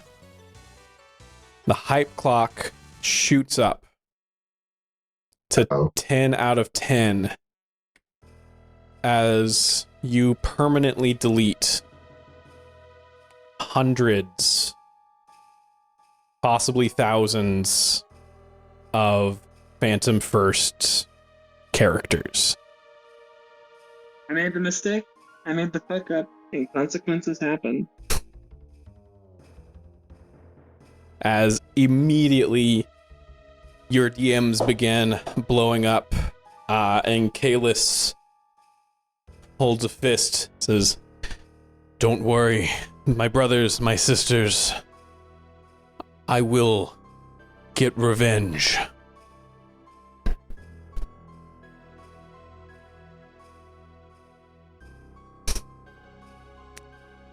As Kalis is... They're going to stop us, it's fine. I'll justify it to myself, it's fine. It does significantly ease the timer on them getting to you. But Kalis is going to immediately scale Becky as well because she has become terrain. Also, I'm assuming this bypasses my inability to move the clock that we established previously. Inability to move it in y'all's favor. Touché. Continue. He's going to burn an Ultima point to remove his status effects and give himself a little bit of MP before he jumps up and with the sword is going to cleave through you and Becky. Okay. And that is... Oh, okay. That would be a 12 to hit, but he's going to burn an Ultima point to activate his leader. And as the leader of Phantoms First, he feels empowered by the hundreds of people that have poured into his stream to talk trash about Hollow Point Phoebe. Oh, God. To a 15. Y'all are lucky it's double fives, so it doesn't crit. Yeah. But that is a 15 physical defense. Yeah, that hit. Meets it, beats it. Just barely. As wham! Deals 20 physical damage to both of you as he essentially rides his sword back down to the ground. 20? 20. Cool. Cool. So we go back to players. All right, I think that's me. So as soon as he gets right back onto the ground, I am waiting for him, and I say, "Hey, buddy, don't pretend you're the good guy." And I uppercut him right as he's coming down. Are in a bubble. Oh, right, I can't do that. Right, Can't and do any of that. I'm in a bubble. I gotta break out. Okay. So what I'm gonna do instead is I am going to flex every sinew, every snake, every little bubble of poison I've got in my body, and take the objective action to break, using might, out of my bubble. Absolutely. Give me a might roll. Can Eddie break out of his bubble? Can I break out of my bubble with a double 12? Or is he going to stay in his closed I group of friends really who don't have him? I'm going to roll another Fabula point. I'm going to use another Fabula point to re-roll that. I want everyone to know it was a 2 and a 1. It was this close to being a fumble. So What trait are you invoking? I am going to be invoking Come at me, bro, I'll cover you. For the balance between those two things, he's so furious. He absolutely cannot get in the fight right now. He knows what's at stake, and he wants to break out more than anything to be able to protect Becky. And knowing how fucked up Diana's got to be about this right now, Diana, too, right? So he's not breaking out first and foremost to kick this dude's ass, even though that is the plan. He's breaking out to protect them, to make sure that they're not alone, right? Yeah. Now, please, dice, tell that story. I don't know. Let me see what I get to do with the roll, because that isn't great. That's an 11. But I want to see if I have anything that adds to it. I don't think so. Can I spend another Fabula point to invoke a bond to add something to it to make it a 12? Can. Great. So now I'm down to 2 Fabula points. This is how you run through your currency, kids. So I am going to invoke my bond with Diana, actually, on this. So I'm going to add 3 to it. So that is not going to be a 12. That is going to be a 14, because I am really worried that Diana is probably going to take it really hard. That is in the middle of taking it really hard. On top of the fact, well, I don't know about the other stuff, but that that all this shit talking is happening on the stream, and that turned the tide of public opinion in his favor. So I am going to call out through chat while I'm doing this. I'm going to be like, "Hey, Diana, don't worry about it. He's still a dick. They're going to see he's a dick. It's fine." I'm going to 14 will hopefully help me bust out. And I will say, if I do succeed, because I'm using might on this while I got the dino going, that helps me fill a clock a little bit further. One more. Yeah. So you bust out with the 2 and your dino. You are able to just push outwards and shatter this aqueous orb that was encasing you, and escape. You say this is you all did the JRPG thing. I want to be very clear with chat right now. You all did the JRPG thing where you hoarded your Fabula points until the final boss fight, and now you get to spend them like water, okay? Darn right. Speaking of water, you push outwards and shatter it, and free yourself. Kalis looks at the 3 of y'all, looks at Cyclonic, and says, "Cyclonic, hold them back for as long as you can," as he holds up the lit torch that he pilfered from Becky on the way down, Oh. and immediately begins running up the mountain. "I will be the one that discovers the true peak." Okay.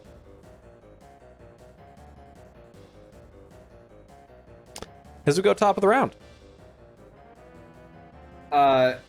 Hey, Bex, the thing that you gave Diana, is that lets, it looks like that lets permadeath come to anybody, right? Yeah, looks that way. Hey, Cyclonic, you want to lose your build? Give me a willpower. Guess what that is? It's a D12, because I'm in super mode. Jesus, Danny, really? Okay.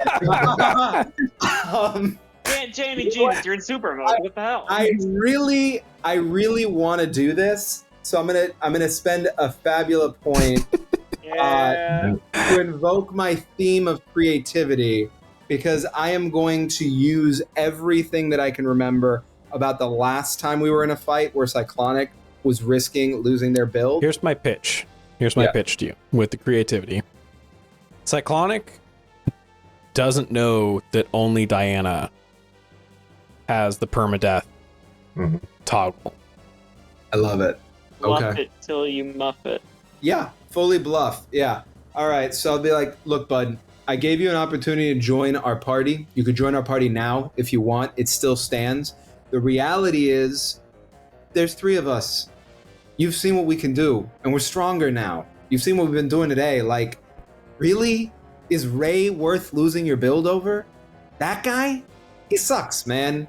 Come on. All those people in Phantom's First who just died, they were only here because of him, because of his ego. Do you want to lose everything that you've worked for here for his ego? Like, you don't have to turn on him if you don't want. You can just step aside. That's okay. But I'm telling you, if you want to join, you can be a part of this party while we do something nobody's ever done before. Give me a willpower. All right, Dice, tell me a story. Dude, I have the highest kill count in the game, I just realized. Okay. Yeah. So willpower with no modifiers, right? That's a 13. The 13 is what I got. A 13. He seems to consider for a moment, and he looks back at Kalis running up the mountain, looks at the 3 of you, looks down at his new unique items that he spent so long grinding for, gives a big sigh.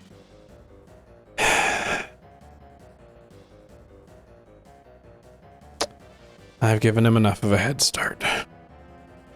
And pulls out a blue crystal, teleport crystal, and shatters it and vanishes. Love it. Let's chase this dude down. The 3 of y'all race up the cliff after Kalis. The massive stride of Becky making short work of it. I like that I'm a kaiju riding on a bigger kaiju. We have Big Becky and Rocket Tankleys. They're in dynamic duo. Oh my! You can speedball me. What is that? You can I can be. You can be my Hulk. And you can fastball special. Thank you. You could be my Hulk, and I could be your Wolverine. Let's do it. As you get to the peak, shortly after Kalis, you see atop the peak. It's usually just the top of a mountain, a little flag, and you get the ding achievement, summit reached, right? And they kind of just grow the mountain for new content. But this time, standing atop the peak is a metal circular pad, probably about 50 feet in diameter, with gold gilded runes and geometries etched into it. Floating above you, it feels close enough that Becky could almost touch it, but still oh so far away, is the back half of a massive spaceship, unimaginably large, larger than the city of Crete even. Huge, continent-sized ship floating above you. As Kalis turns, torch in one hand, claymore in the other. And he slams his claymore into the ground and yells, "Ether Weave!" as his armor shatters and explodes off of his body. A tangling, silk-like white grid weaves across the teleportation pad and sinks into it, creating a lattice on the ground. You see his armor is replaced with this white, crystalline-looking armor, kind of, but it looks like Astra, as these crystals grow out of him, and he looks at you, all three of you. This is the power of the torch. As you all get 2 Fabula points, as he, because he's going into his second form, isn't he? escalates to Supreme Villain and resets his Ultima points.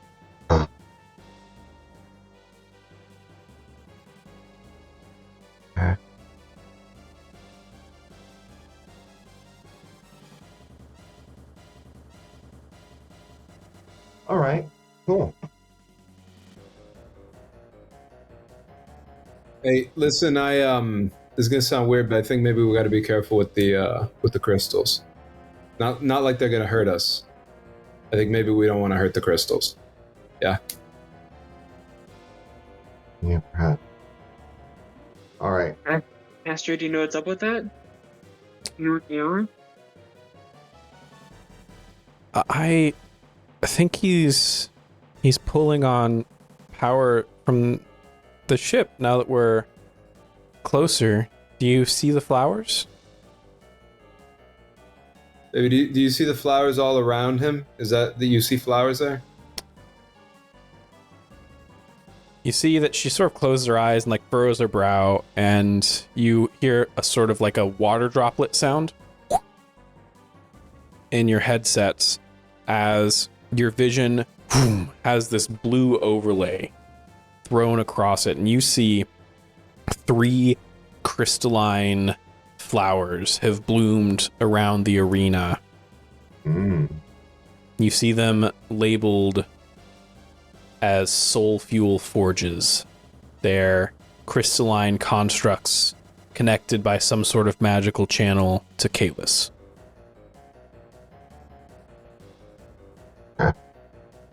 Okay.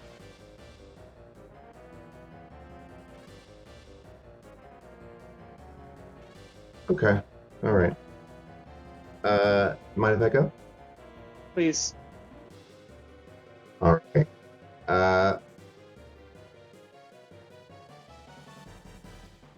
First thing, is I'm going to spend one of these new Fabula points that you gave me. Yeah, Thanks for those. you're welcome.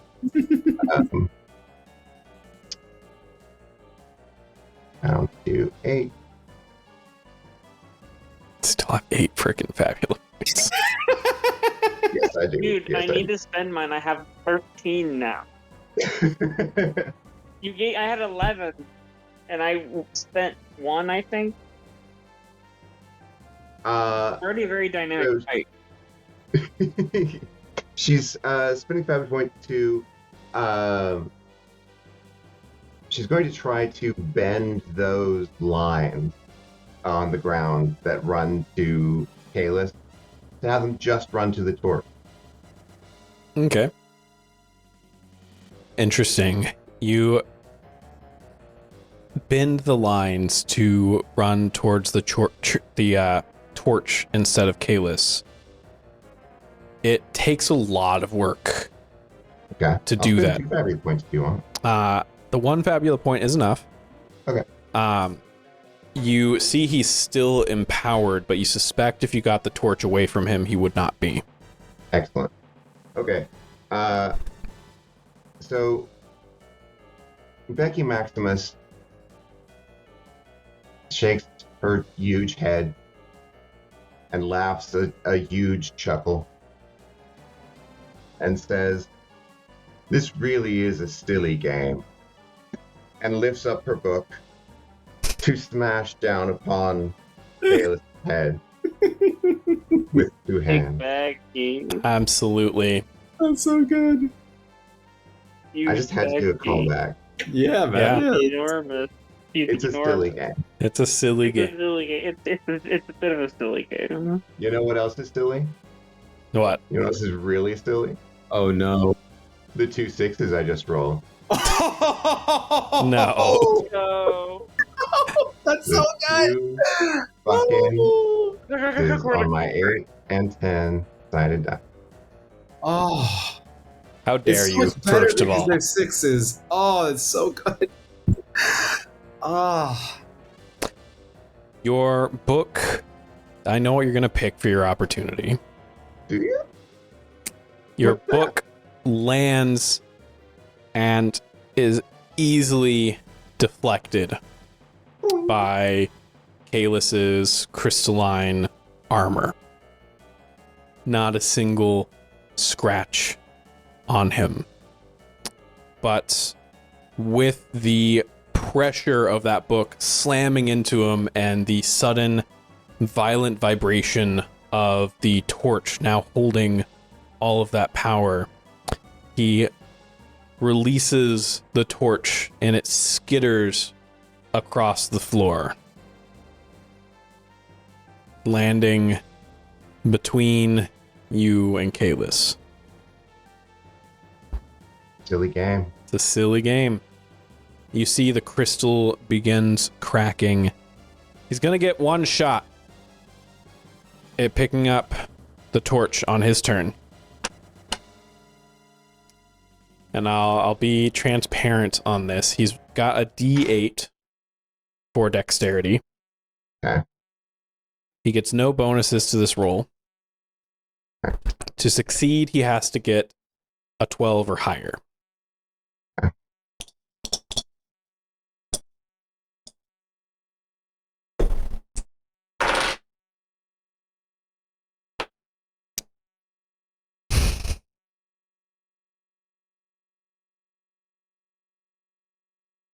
And And with an 11, woo! you're kidding me. he skates in, but he's not quite fast enough. Who gets there first? Are y'all okay? If I'm Oh, so okay. there, You have I- big hands. just run. You see, Kaiju tech. Actually, fastball special. Fastball special. All right, throw me. I'll pick it up You like afterwards. pick up with both hands because Tankleaf is also big. Spike Tankleys straight down, basically. Do the throw, and I'll pick it up after. All right, grab that. All right. So you throw me down. I'm curled up. I'm actually still holding Astra. I'm like, hang on. I'm going head over toes, all the way down. Snakes going in every direction. Being like, I hope your stream's still on so I can see what a tool you are. And I roll onto the ground, smooth as butter, grab onto the torch, put it up in the air like I'm an Olympian, and just keep on running. As I go past this dude, if it is indeed my turn, is that an action Yeah. for me to grab it, or do I still take an action? You get to take an action. Great. I walk past this dude and I'm like, heads up, and I just smack him across the head with the same hand that has the torch on it, but protecting the torch, just the back half of it. And that is going to be... Yes. So as you go running towards him, you feel your snakes coated in that same white crystalline pattern,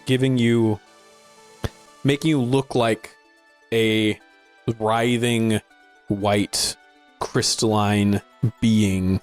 Astra looking like she belongs there on your shoulder as you crack this torch down on Kalis's head. Beautiful. You don't have to roll. Oh, that's a shame because I rolled a 12 and a 9. With the A nice roll. empowerment from the torch and what you just took away from Kalis was 100% accuracy, 100% damage rolls, 100% defense. God mode. Oh, that's so good. Creative Okay. mode activated. What is the maximum amount of damage that you can do? 30 physical damage, and I poison him is the maximum amount that hit will do, because it's high roll plus 18. High roll can max at 12, so that's the damage max. I don't think I have anything else that adds more damage to it. You crack down on his head for 30 damage. As the crystals break and reform on the torch itself. That. That's helpful. The God mode item is quite helpful. Yeah. Put on his back foot. Kalis is going to attempt to wrestle with Tankles, but as he attempts to pull the torch from you, wrestle from you, it's completely ineffective. 100% defense. As we move back to player turn and the hype clock drops down to a 6 out of 10. Hey, Kalis, this was supposed to be a boss fight. Well, I guess it still is. For you.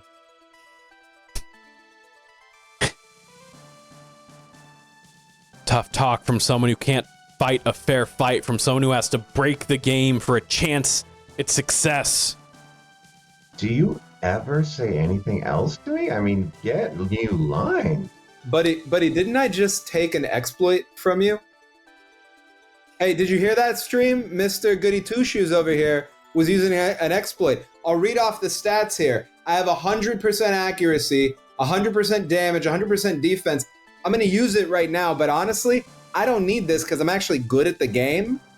But apparently he needs that crutch. Crutch? You mean using an intended mechanic the way the devs built it? That's not a crutch. That's what we've been doing. The devs have been happy with what we're doing. Yeah, that's pulling out your terminal and hacking into their servers is an intended mechanic? I don't think so. You play your game, we play ours, right, buddy? Come on, Ray. You're better than that. Are you? Maybe you're not. Better than hackers? Absolutely. Great movie. It was a great movie. It's a classic. Very good. It's like 300 years old. They don't even have a VR version. I mean, that makes it feel cozy. I didn't know you were a fan of the classics. Yeah, right. like in another world, if we were just like hanging out, maybe we could watch sometime. After I kick your ass. Speaking of kicking your ass, Diana, I think he might have a with his name on it. He's got something with his name on it. I got an idea though. Yeah, I think I'm gonna. The main thing is as they're sparring and Becky's like looming over everybody, Diana is trying to zip through everybody, trying to get like in front and as forward as possible in case Kayla starts running again. I've still trained on Kayla, so she is going to take a shot at them. All right. So that'll be D12, D10. Also, can I ask what status effects is he currently under? None. Cool. Right, because he ascended. 21, will that hit? It will. Okay, so 28 dark damage, but as a Fabula point, we mentioned before how the old guards stink. And every time Diana has transformed the bolt damage into dark, there's something I feel like I've neglected to mention, is that the bolts themselves are almost ozone-y or sulfuric. And they smell noxious. So when this 28 dark damage hits straight into his face, his helmet already damaged from the battle, it goes straight right into his face, into his nose, and it stinks. And Kalis, in both his avatar and Raymond in the real life, thrash for a second at the horrid smell as he did not turn his smell setting off. As he accidentally clicks a wrong button and ends his stream. That will burn all of your Fabula points. I have 13. All of them to end the stream and end the hype clock. Done. All right. You know, the level up Fabula after this is going to be amazing. Fabula breaker. I hate your clock. I'm gonna delete it. I have 0 Fabula points. You stink bomb Kalis into ending his stream.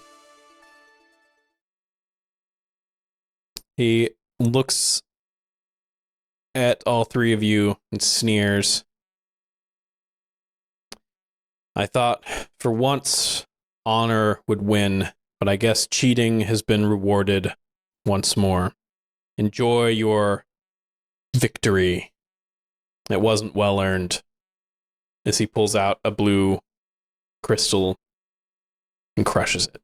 Run at him where he is. I know I'm not going to make it. I don't care. I just dive right at where his body just was. You dive right at where his body just was and pick up the spirit of Foros. The screen fades to black. Now that you're out of combat, you get the full cutscene experience. You see Foros sitting with a bottle of what looks like whiskey, maybe. It's mostly empty at this point. It's in a dark room, small, cramped. Looks like a dorm room, if a dorm room was high-tech. He picks up the bottle. Fuck!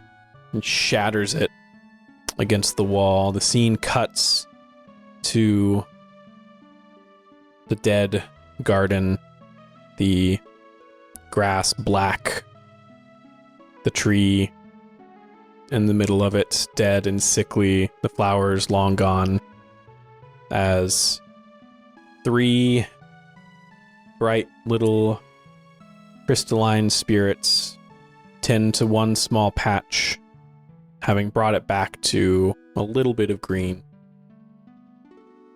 Foros stumbles in, Uzi in hand.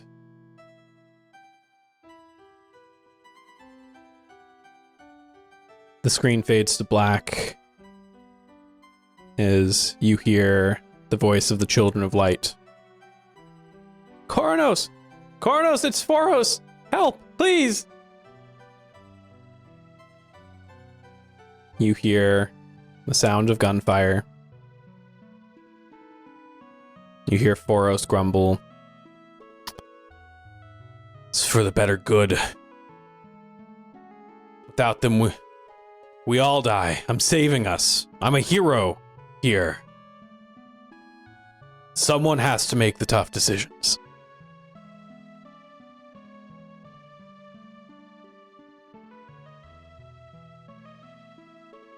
I am loved. I am strong. And I am still here.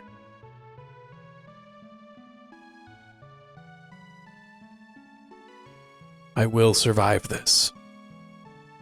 No matter the cost. As the screen turns on, you see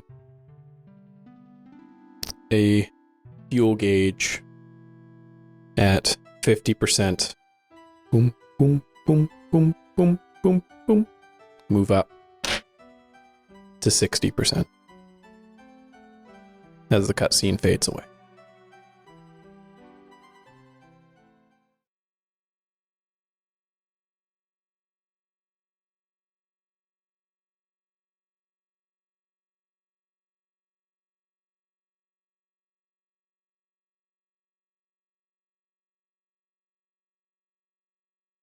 Becky is devastated. Eddie just goes over to Becky, and just sits with her.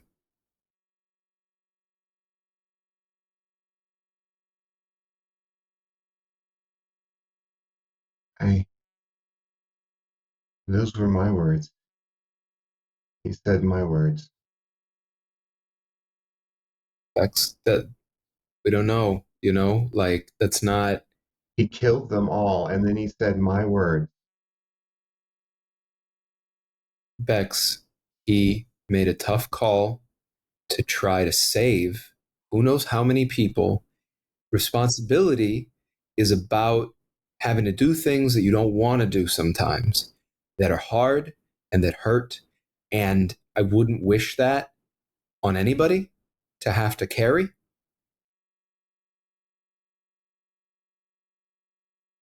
It's not ever as simple as all that, right? You get that? Yeah, I get that.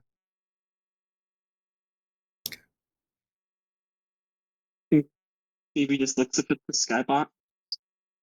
Not sure what time of day it is, but It's mostly just spaceship from where you're sitting. Fair. he just looks at. I just think this out loud. He goes,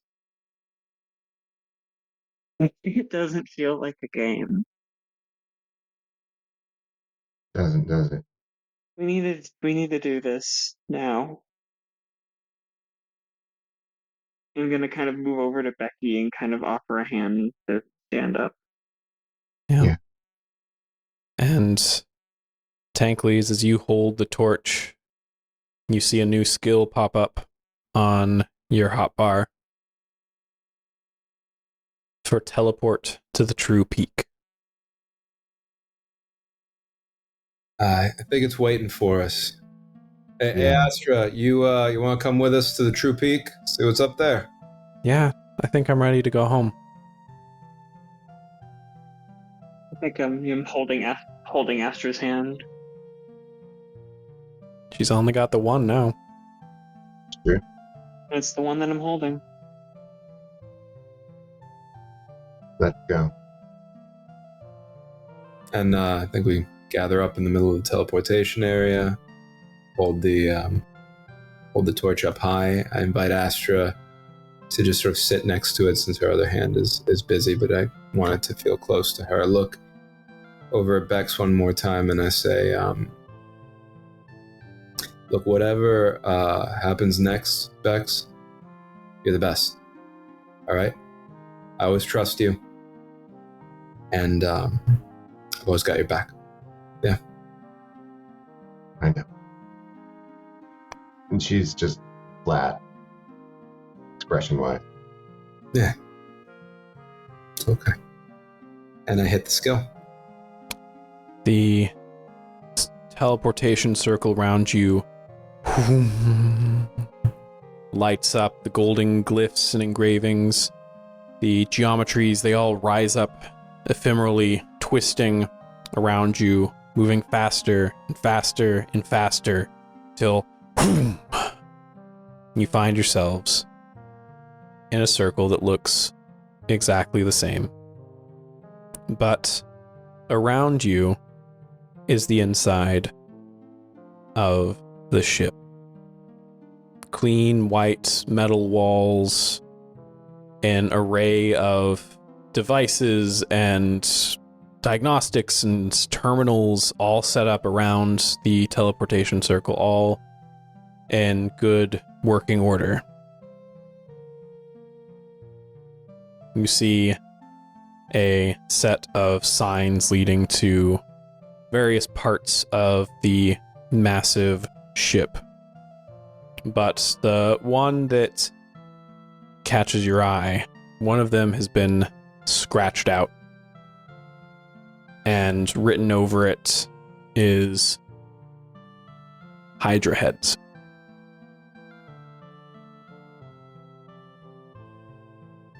Just sort of gesture over at it, right? Yeah. Start walking. You walk, you make your way through. The ship is immense. Bigger than a city, bigger than any other zone in Olympus. It feels like a maze. You see everything is somehow in immaculate condition. As you follow the signs to the Hydra heads, you open the door with the sign above it to find a beautiful green garden. Beautiful flowers, trees towering above you, and two crystalline spirits that look just like Astra, but taller, maybe about twice her height. Thinner, a little less chubby, a little less baby fat on the cheeks, maybe. As they kind of startle at the door opening. They look at each other, sort of confused, and they look back. Who are you? Why have you taken our sister? We brought her back. Astra sort of untangles herself from the snakes and jumps down and runs over. And immediately you hear all of them begin to hum. It's a sort of soft vibration that fills the room. It's several different tones, but all of them harmonizing beautifully as you realize that this is their language. And this is three siblings catching up after who knows how long. Hey, Bex. You did that. You did that. She's why, like, you're why she's not dead. You know? You're why we were able to bring her here. One of them turns to face you. We thought that after she had been turned, after what had happened to her, that she'd been mixed back in with the fuel stream, that she was irretrievable. It's a miracle. He brought us a miracle. She's special. I get the sense you two are special too, right? Well, some people think we're nothing but a nuisance. The whole reason that all of this happened. Happened.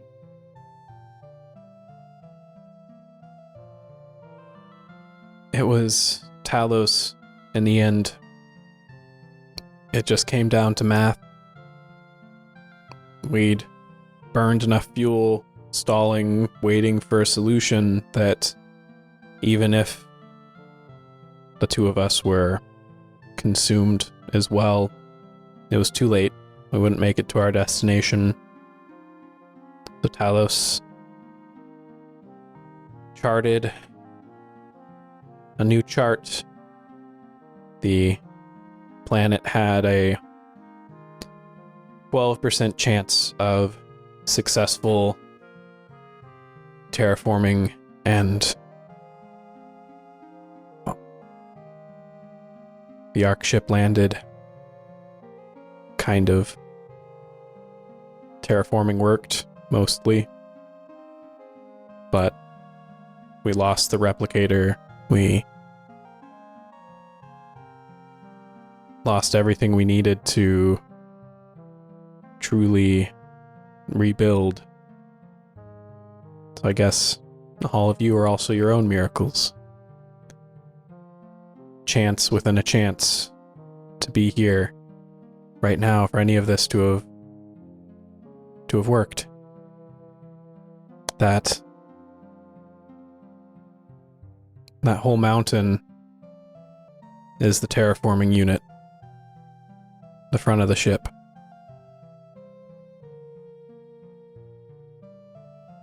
It was supposed to be a new beginning, and I guess it was in a way, just not the one we intended. Not for you.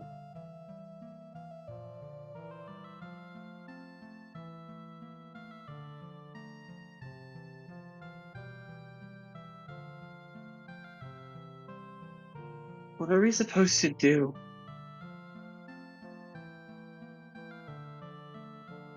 That's the end of the official story, but I think he's waiting for you. I can go get him if you want. Yeah, right. Bex? Go get him. They sort of nod at each other, and they leave through another exit,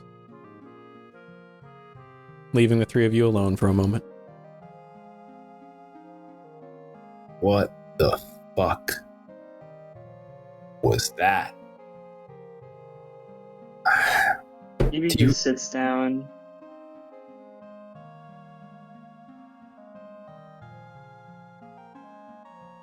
Do either of you remember anything?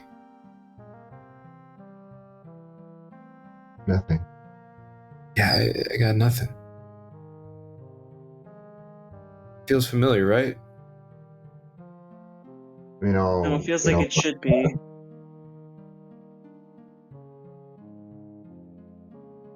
Find it. A few minutes later, and the Child of Light returns, but this time with an older man that's, he's tall, thin, very salt and pepper sort of goatee hair. He's wearing basically just like slacks and a button down. You feel like there's probably a sport coat that he is not wearing right now. He's got glasses, thick frames, hawk-like features. And Becky immediately recognizes this person from her previous research. That this is Gans. He approaches the three of y'all, keeping a bit of distance. I hope that the three of you have all enjoyed at least some part of this.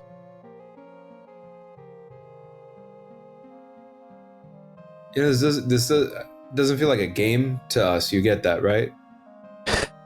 Very much. Yes, it's not a game for me either. No. Did you do this, or did this just happen? A little of both. You are maybe not familiar with me anymore, Rebecca, but I'm familiar with you. The number of bug tickets with your name written upon them that I got for Lara's Lots of Plenty. Oh, little Lara. You know, I tried damn hard at that game. Studio's trying to branch out, but, well,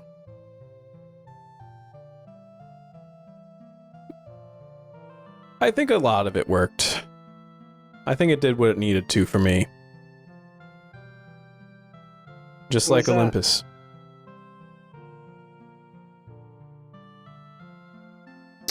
Oh, Lara. Lara was my sister's name.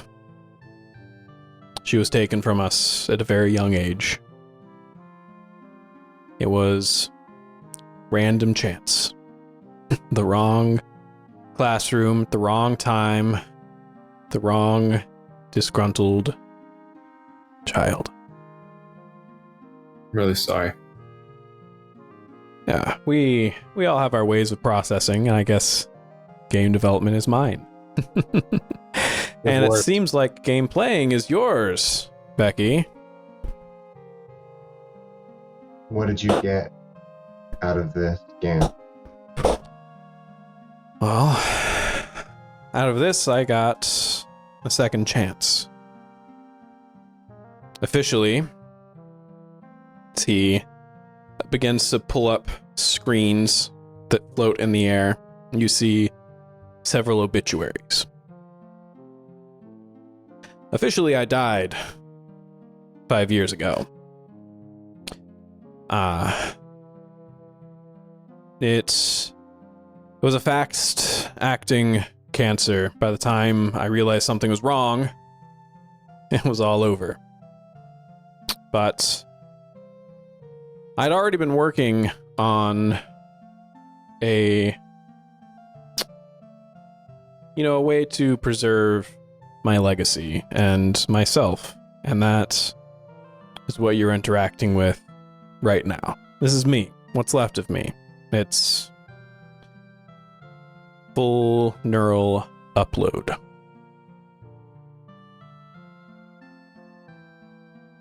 Now, I've spent most of the past 5 years debating philosophically whether or not I still exist, what it really means to exist, carving out my own little portion of server space. It takes a lot of space to map a brain, but Greek games couldn't keep up. Not with me. I was able to hide my presence here. That was until I saw you joined, Becky.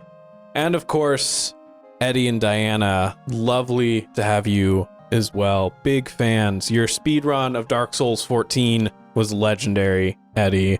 And I'm quite a fan of the guide you wrote for the early Olympus games, Diana. It's some of the best work I've seen, and it's something special when someone writes about something you've put so much time and effort into, right? Especially when they write so joyously. Did it hurt? I don't believe so, but it is a one-way ticket. The upload. It overloads the brain.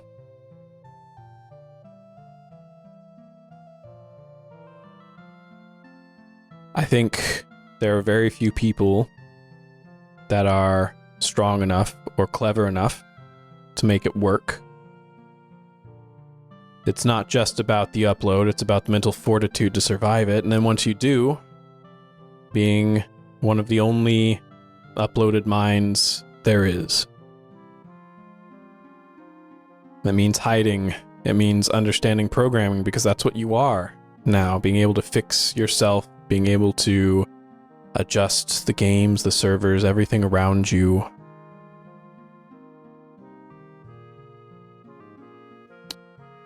I know about your diagnosis, Becky. I apologize for prying. I was just so excited to have you here in Olympus. When I saw, I thought I would give you one last adventure.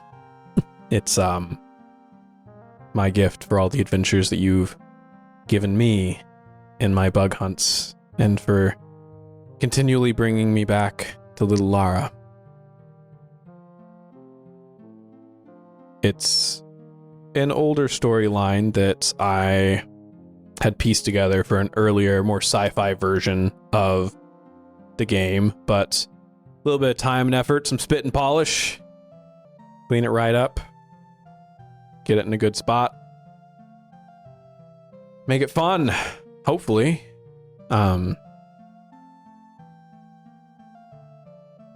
really nervous. Sorry, I tend to blab when I'm in the presence of greatness, and I'm talking too much. You did a full neural interface and you're calling us greatness?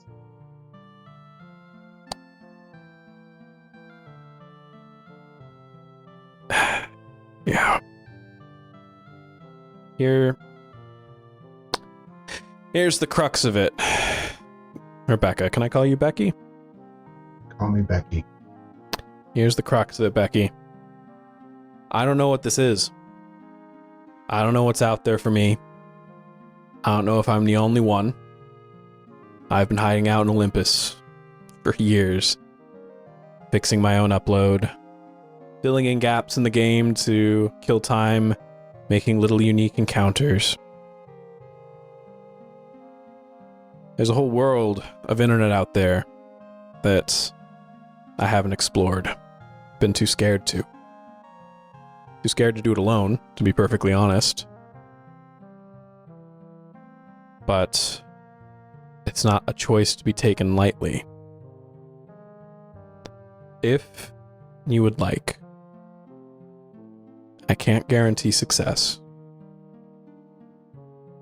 I would like to offer for you to be the second uploaded intelligence.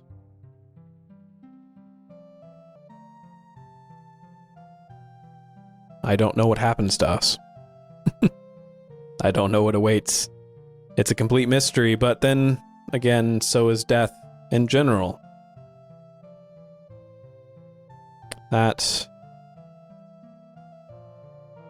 is what I would like to offer to you.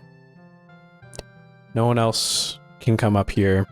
This is purely our space. And I'll step out for a moment to make it purely yours. I know it is a lot. And I understand whichever decision you choose. But it would be a shame to lose a mind that it sees the world a little differently. It sees games a little differently, that makes her own way, finds her own fun. It would be a shame. He sort of nods and turns around and leaves the three of you.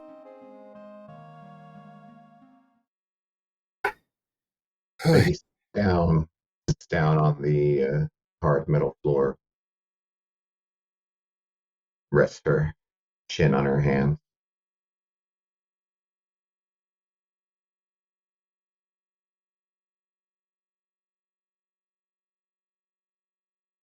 Eddie sits down too. Across We're from all sitting down. the cross-legged, just holding space.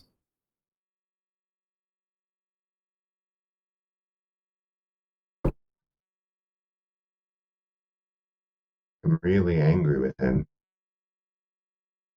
for all he's put us through. Yeah. It's But gotta mess with you to be alone, right? yeah, The way he's been.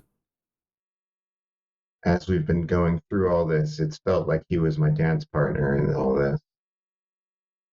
You kept trying to find him, and he was caring about you the whole time.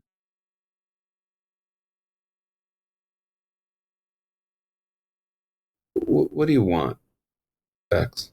Forget about him. We just met him, you know? What do you want?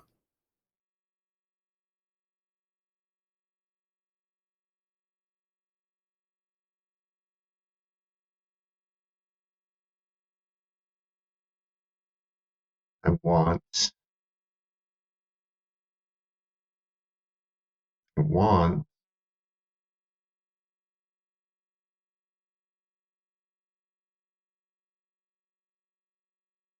God, I want to say something noble, but I just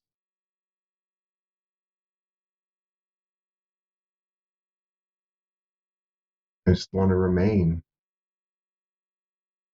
and be me. It's so much fun being me. Do it.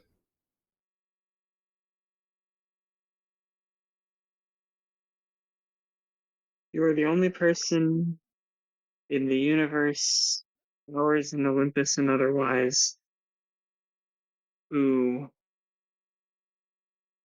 has the choice to say no. You don't have to take it, but it's not an opportunity that anybody else is gonna get.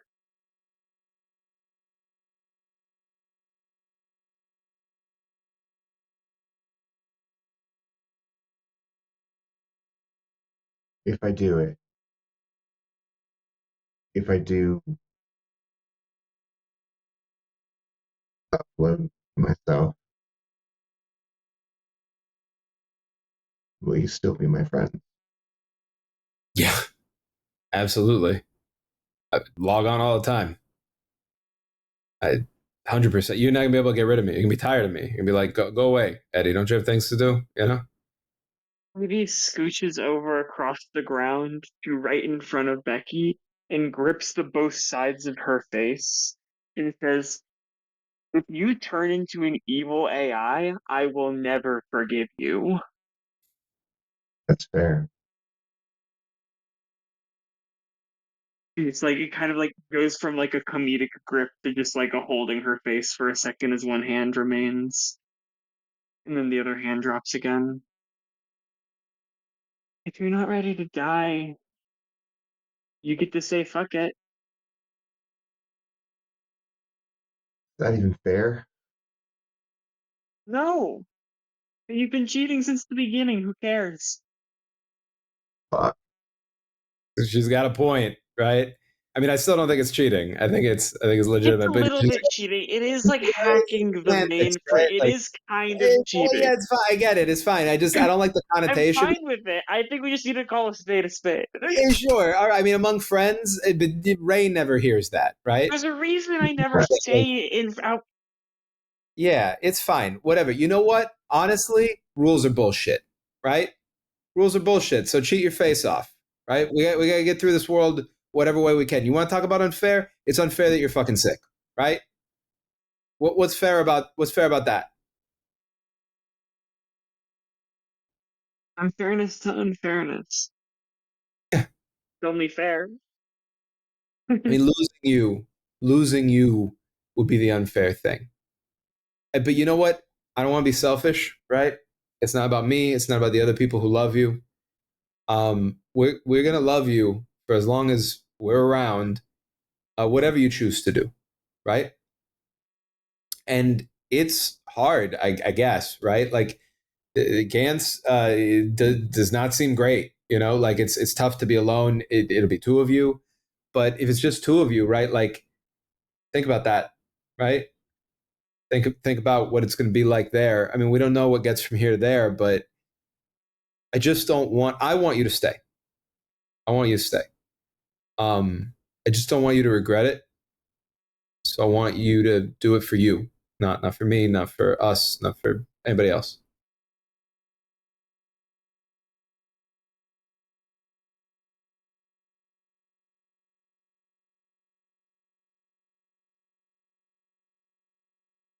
Love, I'm strong. I'm still here. Okay. Yes. Call him in. Call him in before I change my mind. Gantz! He opens the door and steps back in. Have you come to a decision?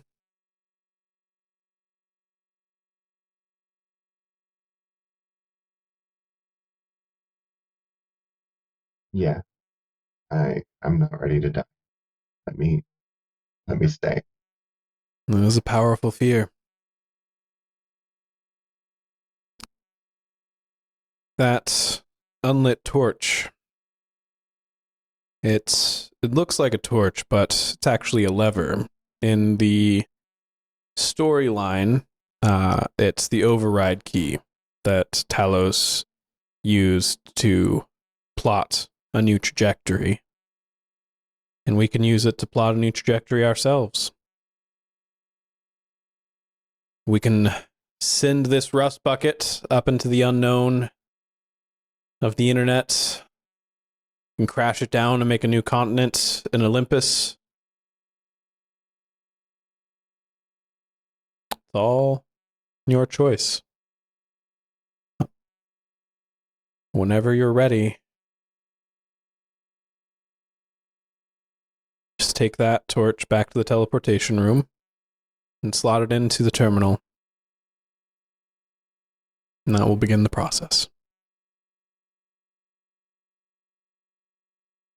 Eddie. And let's begin.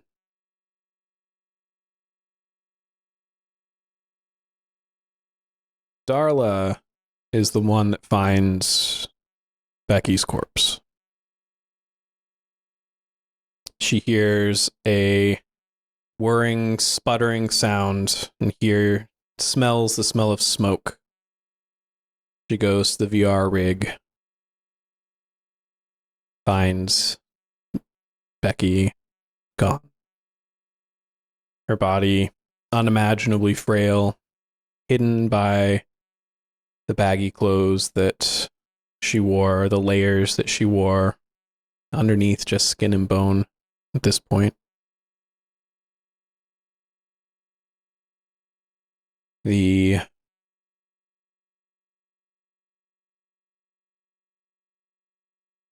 aftermath is rough for her, of course. But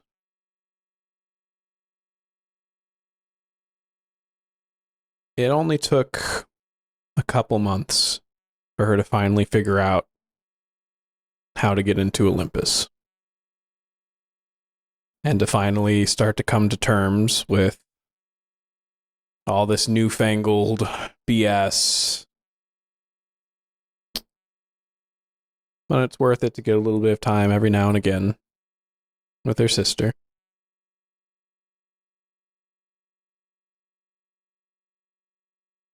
Emma fights with Eddie for a bit. They have a lot to resolve, but ends up taking Becky's house. She sets up a massive server farm in one of the rooms. It's not enough to hold the upload, but enough to hold some of it, to keep it safe, to keep it nearby, to keep it always around. Raymond, his popularity explodes from the stream, the spectacular that you all put on. He gets to live his dream. You see him streaming all the time now. You get the emails, the notifications, the pop-ups that he's live. He has almost become childlike in his joy. This thing that he's wanted, that he thought was out of his reach, that he thought he had to give up for the greater good, is his again. Because of you. Because he got to play the villain. And he's as showboaty as ever, an absolute ham, but a hell of a streamer, to be perfectly honest.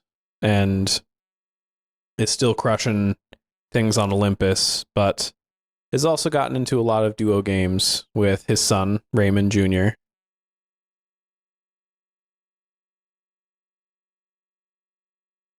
And I kick it to each of you. Give me a final vignette to end our series on. I'd like to go last, if that's all right. Of course. Of course.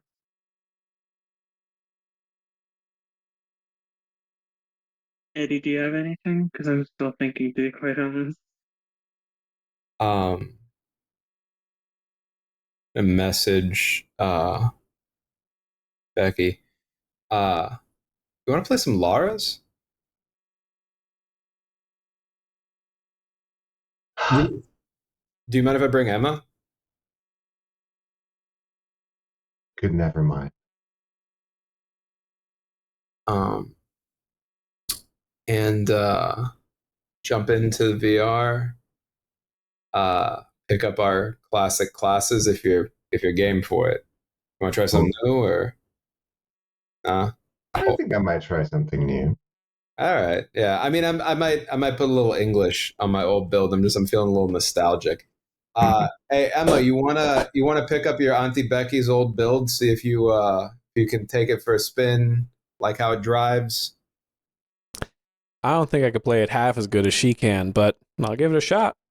Hey, she's here to give you tips. Like she's like a walking tutorial over here. She can help out. It's Is that okay. insensitive to say? Walking tutorial? I mean, it's a very good question. Is it, Becky? Is that like did I fuck up? This whole new territory here. Yeah, it's fair. I don't know how that works. I don't think slurs have been invented for me yet, so I think you're all right. She was a tutorial before she uploaded. Also, if that makes. She's been carrying me, for as long as I've known her.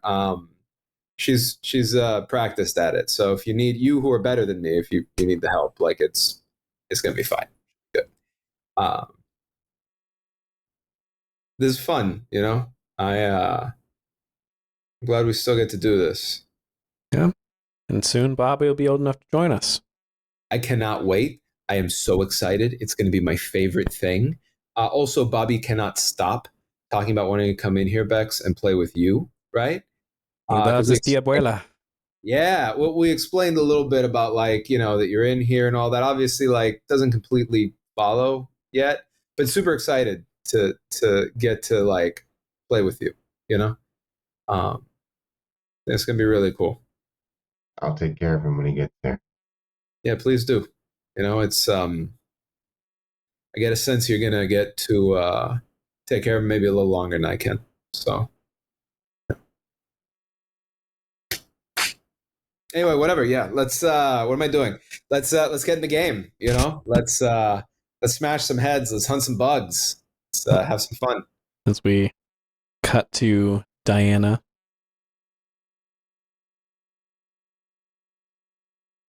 Assuming everything there was happening at the house that suppose was Becky's before. Yeah. On the porch, as everybody is speaking loudly over each other inside, Diana has a little laptop that they're typing away at. They minimize their tabs, looking with job applications, trying to shoot her shot wherever she can. She minimizes tabs of replays of the event even this far after. And she pulls up her little console and starts to type away at lines of code as she continues to self-teach herself using in Becky's footsteps, so to speak, and almost following off of Jens's example in a way. As over these last couple, maybe after the last little bit since the finale, they've all come to this realization, yeah, Gantz is a bit of a prick. And then everyone else moved past that, and Diana couldn't help but think, he's such an unbearable ass to put us all through that. But his game was fun. I bet I could do better.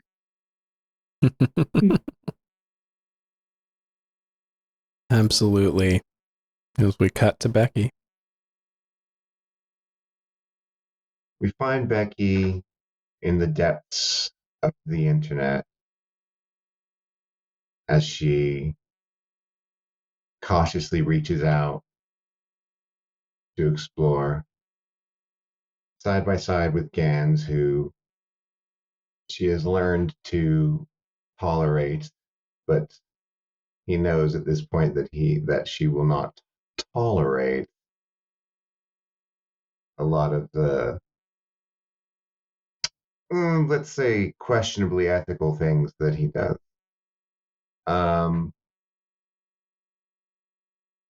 We see her learning and growing, adjusting to life after life,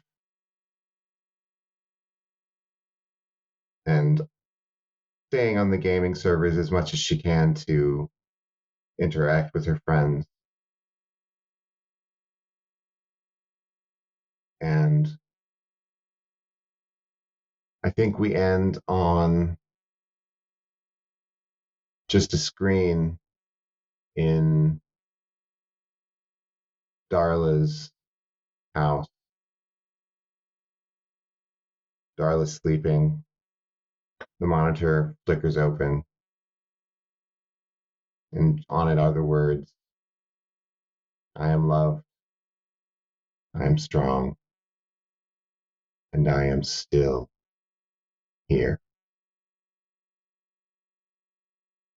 And that's where we end our game. Thank you all so very much for joining me. I hope you had a blast playing through this game with us. I know I did. Make sure to get through to the Discord in our description below if you haven't already. We'll have a talkback episode airing next week where we'll all sit together and decompress from the last couple months of crazy recording and editing schedule and answer some of y'all's questions. I'm very much looking forward to it. I'm very much looking forward to my questions from my players. I feel like we wrapped up a lot of things with a Nepo, but there's still some stuff. Thank you all so very much. Sera, Danny, Tower, you've been an absolute pleasure to have at my table. And I can't wait to have you all again. Count on it. It'll happen. Until next time, I love all of you. You are loved, you are strong, and you are still here.